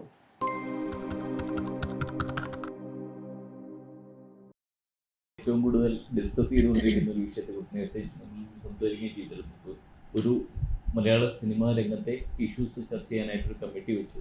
കമ്മിറ്റിയുടെ റിപ്പോർട്ട് വന്നു. 4 വർഷത്തിന് ശേഷമാണെങ്കിൽ അത് പുറത്തു വന്നു. അതിൽ ഒരുപാട് ചർച്ച നടക്കുകയാണ്. ഗവൺമെൻറ് ഇപ്പോൾ ഒരു SIT ഫോം ചെയ്തിട്ടുണ്ട്. എന്താണ് ആ ഒരു എന്ത് മെക്കാനിസമാണ് ഗവൺമെൻറ്റിന് മുന്നോട്ട് വയ്ക്കുക? അതായത് ഈ ഒരു സെക്ടറിനെ ക്ലീൻ അപ്പ് ചെയ്യുന്ന കാര്യത്തിൽ ഗവൺമെൻറ് അങ്ങനെ ഒരു ലെവലിൽ ഒരു ചർച്ച വന്നിട്ടില്ല. It's an important point. അങ്ങനെ ഒരു മൾട്ടി ഡിപ്പാർട്ട്മെൻറ്റലായിട്ടൊന്നും ഇതിനെക്കുറിച്ച് ചർച്ച വന്നിട്ടില്ല. അതുകൊണ്ട് ഞാനൊന്നും ഇൻവോൾവ് ആയിട്ടേ ഇല്ല. As CS chief secretary matter has not come to my attention. ഞാനും പേപ്പറിൽ വായിച്ച അറിവ് മാത്രമേ എനിക്കുള്ളൂ. The short point is that government cannot move away from its responsibility. അപ്പോൾ അതുകൊണ്ടാണ് ഇപ്പോൾ നമ്മളൊരു investigation basically at the end of the day എന്താണ്, there are specifics there. ആ സ്പെസിഫിക്സിനെ അന്വേഷിക്കാനുള്ള ടീമായി. ഇനിയിപ്പം അത് ഒരു കേസായിട്ട് മാറുമോ, രജിസ്റ്റർ ചെയ്യുമോ, അതൊരു ലീഗൽ പ്രോസസ്സാണ്. അത് പോലീസ് തന്നെ ചെയ്യണം. അതിൽ ഗവൺമെന്റിന്റെ അറിയാൻ വേണ്ടിയാണ് പല കൺഫ്യൂഷൻസ് ഉണ്ട്. ഇപ്പൊ ഒരു സ്ത്രീ ഇങ്ങനെ എന്നെ മൊളസ്റ്റ് ചെയ്തു എന്ന് പബ്ലിക്കായിട്ട് പറയുന്നു. അതെ, പക്ഷെ അതിന്റെ ലീഗാലിറ്റി എനിക്ക് പറഞ്ഞാൽ അറിയില്ല. എനിക്കും അറിയില്ല. അത് മനസ്സിലായില്ല. അതൊരു ഫൈൻ ലീഗൽ ക്വസ്റ്റ്യൻ ആണ്. ആ പോയിന്റ് ശരിക്കും അന്വേഷിക്കുന്ന ഈ പോലീസും പ്രോസിക്യൂട്ടേഴ്സ്, അതായത് ഈ പോലീസിന്റെ കൂടെ നിൽക്കുന്ന ലോയേഴ്സ്, ഗവൺമെന്റ് ലോയേഴ്സും കൂടി ആലോചിക്കേണ്ട ഒരു കാര്യമാണ്. എന്താണ്, what is the legal strong legal position? എന്താണ്? ഒരു ഒപ്പീനിയൻ അല്ലല്ലോ. നമ്മൾ ഒരു കാര്യത്തിൽ മുന്നോട്ട് പോകുമ്പോൾ ഇതിന് ഒരു ലീഗൽ ബാക്കിംഗ് ഉണ്ട്, അതനുസരിച്ച് മുന്നോട്ട് പോകണം. അല്ലെങ്കിൽ ആ ലീഗലായിട്ടൊരു responsibility is cast on you. ഈ രണ്ടും ഉണ്ടാവണമല്ലോ. ഒന്നിൽ ഗവൺമെൻറ് ആക്ട് ചെയ്തിട്ടില്ലെങ്കിൽ അത് തെറ്റാണ് എന്നുള്ളതും ഒരു ഫൈൻഡിങ് ആണ്. അല്ലെങ്കിൽ നമ്മൾ പറയുന്നത് ഗവൺമെൻറ്റിന് അങ്ങനെ ഒരു റെസ്പോൺസിബിലിറ്റി ഉണ്ടോ ഇല്ലയോ എന്നുള്ളതല്ല പ്രശ്നം, പക്ഷേ ഇനിയും അന്വേഷിക്കാനുള്ള ഉത്തരവാദിത്വമുണ്ട്. അപ്പോൾ അതിൽ രണ്ടാമത്തെ ഭാഗം നമ്മൾ എടുത്തു കഴിഞ്ഞു. അതായത് അന്വേഷിക്കാൻ വേണ്ടിയിട്ടുള്ള സെറ്റപ്പ് ഉണ്ടാക്കി. ഈ ആദ്യത്തെ ഭാഗത്തെക്കുറിച്ചാണ് ഇപ്പോൾ ചോദിച്ചത്. Whether you have a responsibility legally to act based on the report of a commission. അതെനിക്കറിയില്ല. അതാണ് ഒരു ലീഗൽ ക്വസ്റ്റ്യൻ ആണ്. Also as to what has come out in terms of ഒരു ഫൈൻഡിങ് എൻക്വയറി എന്നൊക്കെയുള്ള. അതെ, അത് ഞാൻ പറഞ്ഞു. അതിനൊരു എന്താ അറിയാമോ, അതൊരു 2 ഒപ്പീനിയൻസ് ഉണ്ട് അതിൽ ഞാനിപ്പോൾ ഒരു ഒപ്പീനിയൻ പറയാൻ ആളല്ല. അതിന് കൺഫ്യൂഷൻ ഈ പബ്ലിക് ലീവ് എന്ന് പറയുന്ന കാര്യത്തിൽ may be that could be A complaint. പക്ഷേ ഈ ഹേമ കമ്മിറ്റി റിപ്പോർട്ടിൽ പറഞ്ഞിരിക്കുന്ന കാര്യത്തിൽ ഗവൺമെന്റിന് ഡയറക്റ്റ് ആയിട്ട് കേസെടുക്കാനാകുമോ അല്ലെങ്കിൽ ഗവൺമെന്റിന് അന്വേഷിക്കാനാകുമോ എന്നുള്ള അതാണ് ആ പോയിന്റ് തന്നെയാണ് ഞാനും പറഞ്ഞത്. അതിനെക്കുറിച്ചൊരു അഭിപ്രായം ഞാൻ പറയാൻ പാടില്ല, കാരണം അതൊരു ലീഗൽ ക്വസ്റ്റ്യൻ ആണ്. അത് നമ്മുടെ ലോ ഡിപ്പാർട്ട്മെന്റോ AGO ഒക്കെ ആലോചിച്ചിട്ട് വേണം ഞങ്ങളെ അഡ്വൈസ് ചെയ്യാൻ.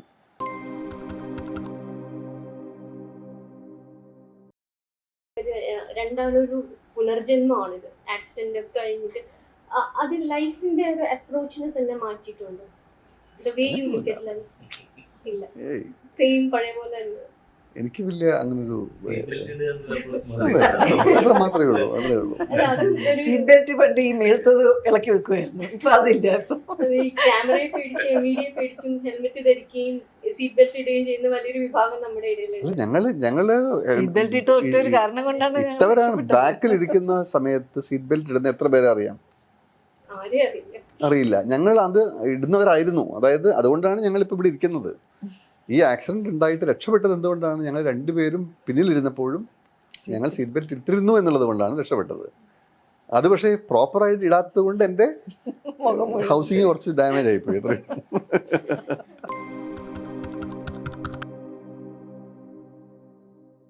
ഇത് പണ്ടേ കൊടുക്കുന്നതാണ്, ഇപ്പോഴും കൊടുക്കുന്നു, അത്രയേ ഉള്ളൂ. അതായത് ഞാൻ പ്രത്യേകിച്ച് അതിനുവേണ്ടി മാറ്റിയിട്ടൊന്നുമില്ല. അതിൽ കാര്യമൊന്നുമില്ല.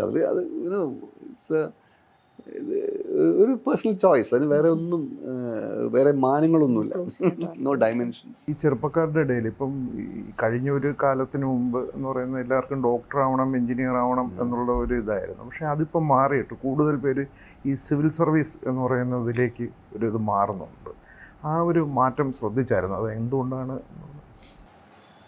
അങ്ങനെ ആക്ച്വലി സിവിൽ സർവീസിലോട്ടുള്ളൊരു താല്പര്യം വീണ്ടും കുറഞ്ഞു വരികയാണ് ഇപ്പോൾ ചെയ്യുന്നത്. കാരണം നേരത്തെ ഇപ്പം ഞങ്ങളുടെയൊക്കെ സമയത്ത് സിവിൽ സർവീസ് ഒരു താല്പര്യമായിരുന്നു. പക്ഷെ സിവിൽ സർവീസിൽ വളരെ കുറച്ച് പേർക്ക് മാത്രമേ കടന്ന് പറ്റാൻ, ഈ പറഞ്ഞ പോലെ ചില തരത്തിലുള്ള ഒരു ബാക്ക്ഗ്രൗണ്ട് ഉണ്ടെങ്കിൽ മാത്രമേ അതിനെ ആ ഒരു ഗ്ലാസ് സീലിങ്ങിനെ ബ്രേക്ക് ചെയ്ത് പോകാൻ പറ്റുള്ളൂ എന്നുള്ളൊരു വിഷയമുണ്ടായിരുന്നു. അതിപ്പോൾ കുറച്ചുകൂടി ഡെമോക്രറ്റൈസ് ചെയ്തു. സിവിൽ സർവീസ് കുറേ പേർക്കും കൂടി ലഭ്യമാകുന്ന വിധത്തിലുള്ള ഒരു സംഗതിയായി മാറി. പക്ഷേ ഇപ്പോഴത്തെ ഒരു ഇത് വരുമ്പോഴത്തേക്കും സിവിൽ സർവീസ് അല്ല, ഡോക്ടർ, എഞ്ചിനീയർ അല്ല, നമുക്ക് എന്തെല്ലാം അവസരങ്ങളാണ് തുറന്ന് ഇത് വരുന്നത്. നമ്മുടെ കുട്ടികൾക്ക് കിട്ടുന്ന ഉള്ള സാധ്യതകളും ഒരു ഗ്ലോബൽ സിറ്റിസണായിട്ട് പ്രവർത്തിക്കുന്നതിൻ്റെ ഒരു സംഗതി, വെർച്വലായിട്ട് വീട്ടിൽ നിന്നിട്ട് പണിയെടുക്കാൻ പറ്റുന്നതിൻ്റെ സംഗതി, നമ്മൾ മനസ്സിൽ കാണാത്ത മേഖലകളിൽ ഇപ്പം ഞങ്ങളുടെ തന്നെ 2 കുട്ടികളും ഞങ്ങൾ ആഗ്രഹിക്കുകയും പക്ഷെ ഒരു കാരണവശാലും ചെയ്യാൻ പറ്റാത്ത ഒരു ഇതിൻ്റെ അകത്ത് കൂടിയാണ് അവർ പോകുന്നത്, അവരുടെ യാത്ര എന്ന് പറയുന്നത്. അപ്പം ഇപ്പോഴത്തെ ജനങ്ങൾക്ക് സിവിൽ സർവീസ് മാത്രമല്ല അവസരമായിട്ടുള്ള, ആൻഡ് സേവനം ചെയ്യണമെങ്കിലും സിവിൽ സർവീസിനകത്തോട്ട് കയറണമെന്ന് നിർബന്ധമില്ല എന്നുള്ളൊരു ഇതും വന്നിട്ടുണ്ടല്ലോ. എനിക്ക് തോന്നുന്നത് ഏറ്റവും പ്രധാനപ്പെട്ടത് ഇപ്പോൾ ശാരദയുടെയൊക്കെ ഗ്രൗണ്ടിങ് അല്ലേ അത്. ഇപ്പോൾ കുടുംബശ്രീയിൽ വർക്ക് ചെയ്ത് കുടുംബശ്രീയുടെ എന്താ പറയുക ഇപ്പോഴത്തെ ഒരു ഇതിലേക്ക് എത്തിച്ച ഒരാളെന്ന് പറഞ്ഞാൽ അവരുടെ ഇടയിൽ മാത്രം നിന്നൊരാളല്ലേ, പിന്നെ ഒരാൾക്ക് മാറാൻ പറ്റുമോ? അതാണ് ശാരദയുടെ കാര്യത്തിൽ കുടുംബശ്രീ ഒരു ലൈഫ് ചേഞ്ചിങ് ഇതല്ലേ. നമ്മുടെ കാഴ്ചപ്പാടുകൾ മുഴുവൻ മാറുന്ന, നമ്മുടെ സെൻസിബിലിറ്റിയെ മുഴുവൻ ഉടച്ചു പാർക്കുന്ന ഒരു എക്സ്പീരിയൻസ് ആണ്. ഐ എം ഷുവർ ദറ്റ് ശാരദയ്ക്ക് അതല്ല ആദ്യത്തെ അനുഭവം. അതിന് മുൻപേ ഇത് ഡീസെൻട്രലൈസ് പ്ലാനിങ്ങിൻ്റെ ആദ്യഘട്ടം മുതൽ ശാരദയുണ്ട്. ഇതൊന്നും എനിക്ക് ഔദ്യോഗികമായിട്ട് എനിക്ക് കിട്ടിയിട്ടില്ല. പക്ഷേ എനിക്ക് ഞാൻ നേരത്തെ പറഞ്ഞതുപോലെ ഞാൻ അതിന് മുൻപ് കോളേജിൽ പഠിക്കുന്ന സമയം മുതലേ തന്നെ എനിക്ക് വേറൊരു രീതിയിലുള്ള ഈ കമ്മ്യൂണിറ്റിക്കകത്ത് നിന്നുകൊണ്ട് പണിയെടുക്കുന്നൊരു ആൾക്കാരുമായിട്ടും സംഘടനകളുമായിട്ടും ഒക്കെ എനിക്ക് കണക്ഷനുണ്ട്. അത് അധികം പേർക്കില്ല. അതാണ് ഒരു പ്രധാനപ്പെട്ട, നമ്മൾ ഉദ്യോഗസ്ഥന്മാരായിട്ട് വരുന്നതിൽ കൂടുതൽ പേർക്കും ആ ഒരു എക്സ്പോഷർ ഒന്നും ഉണ്ടാവില്ല. പിന്നെ 2, ഞങ്ങളൊക്കെ ഒരു പുതിയ ഫിഗേഴ്സാണ് ഇതിൻ്റെ, അതായത് ഒരു ട്രാൻസിഷനാണ്. മുൻപത്തെ കുറേ അധികം ഉദ്യോഗസ്ഥന്മാർക്ക് കുറേ അധികം ഒരു പഴയ ഒരു ത്രോ ബാക്ക് ഉണ്ട്. ഈ പഴയ സിവിൽ സർവീസിൻ്റെതായ ഒരു ത്രോ ബാക്കും അതൊക്കെയാണ് ഞങ്ങളുടെ എക്സ്പെക്റ്റേഷൻ. തൈ കെട്ടി നടക്കണം, കോട്ടിട്ട് നടക്കണം എന്നൊക്കെ പറയുന്ന ആ ഒരു കാലത്ത് നിന്നും ഇന്നത്തെ ഇന്ത്യയുടെ അല്ലെങ്കിൽ കേരളത്തിൻ്റെ കോണ്ടെക്സ്റ്റിൽ ഒരു സിവിൽ സർവൻ്റ് എങ്ങനെയാവണമെന്ന് ആലോചിക്കുന്ന ആൾക്കാർ കൂടുതൽ വരുന്നൊരു സമയമാണിത്. അതിൻ്റെ അത് ഫസ്റ്റ് വേവ് ഓഫ് ചേഞ്ച് ആണ് ഞങ്ങളൊക്കെ എന്നാണ് പറയാം. സിവിൽ സർവീസിൽ നേരത്തെ പല സിവിൽ സർവൻസും ഒരു ലീനിയേജ് സിവിൽ സർവീസ് ലീനിയേജും ആയിട്ട് വരുന്ന ആളുകളാണ്. അപ്പോൾ അതിൻ്റെ ഒരു പ്രത്യേക ഒരു സ്വഭാവം ഉണ്ടാകും. എന്ന് മാത്രമല്ല സിവിൽ സർവീസ് തന്നെ ഇപ്പം നല്ല പഠിത്തം, നല്ല വിദ്യാഭ്യാസ ഓപ്പർച്യൂണിറ്റീസൊക്കെ കിട്ടിയവർക്ക് മാത്രം നല്ല കുടുംബ പശ്ചാത്തലം ലഭ്യമായിട്ടുള്ള ആളുകൾക്കുള്ള ഒരു സംഗതിയായിരുന്നു. അതൊക്കെ ഇപ്പോൾ അതൊക്കെ മാറി. ഇപ്പം സാധാരണക്കാരായിട്ടുള്ള ആളുകളിൽ നിന്ന് ഉണ്ടായി വരുന്ന ഒരു സിവിൽ സർവൻറ്റ് സാധാരണക്കാരുടെ സ്വഭാവം എന്തായാലും കാണിക്കും. അപ്പോൾ അത് ആ കാണിക്കാൻ പിന്നെ നമ്മുടെ ഓറിയന്റേഷനും കൂടിയാണ്. എന്തിനാണ് നമ്മൾ സർവീസിൽ വരുന്നത്? ഇപ്പം ഇതിൻ്റെ ഒരു പത്രാസ് കണ്ടിട്ടാണോ വരുന്നത്, അതോ നമുക്ക് എന്തെങ്കിലുമൊക്കെ ചെയ്യാൻ ഒരു മാറ്റത്തിൻ്റെ ഭാഗമാകാനായിട്ട്? ഇപ്പം എന്നെ സംബന്ധിച്ചിടത്തോളം ഇതിപ്പോൾ ഒരു സർവീസിനകത്തോട്ട് കയറുമ്പോഴത്തേക്കും കയറാൻ വലിയ താല്പര്യം ഉണ്ടായിരുന്നില്ല, അത് വേറെ കാര്യം. പക്ഷേ ഇപ്പം കയറുമ്പോഴത്തേക്കും ഉണ്ടായിരുന്നത് ഒറ്റയ്ക്ക് ചെയ്യാൻ പറ്റാത്തൊരു സിസ്റ്റത്തിൻ്റെ ഭാഗമായിട്ട് ചെയ്യാനായിട്ട് പറ്റുമോ, ആ ഒരു നന്മ നമുക്ക് കൊണ്ടുവരാനായിട്ട് പറ്റുമോ? അപ്പോൾ ആ ഒരു സംഗതി മനസ്സിലുള്ളപ്പോൾ അതും പ്രകാരമല്ലേ നമ്മൾ പ്രവർത്തിക്കുള്ളൂ. കുട്ടികളുടെ കാര്യം പറഞ്ഞപ്പോൾ മകൾക്ക് മാമിന്റെ പേര് സർനെയിമായിട്ടും ഞങ്ങളത് ആലോചിച്ചില്ല, അതങ്ങനെ ചെയ്തു. നമ്മൾ തിരിച്ച് ചെയ്യണമായിരുന്നു അല്ലേ? ശരിയാണ്. കല്യാണി വേണമെന്നും ശബരി ശാരദാന്നും ചെയ്യണമായിരുന്നു.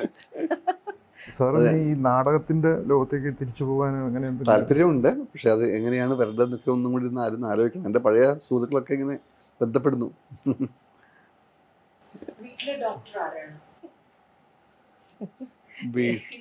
വീട്ടില് ഡോക്ടർ ഇല്ല. അതാണ് നെവർ. നോ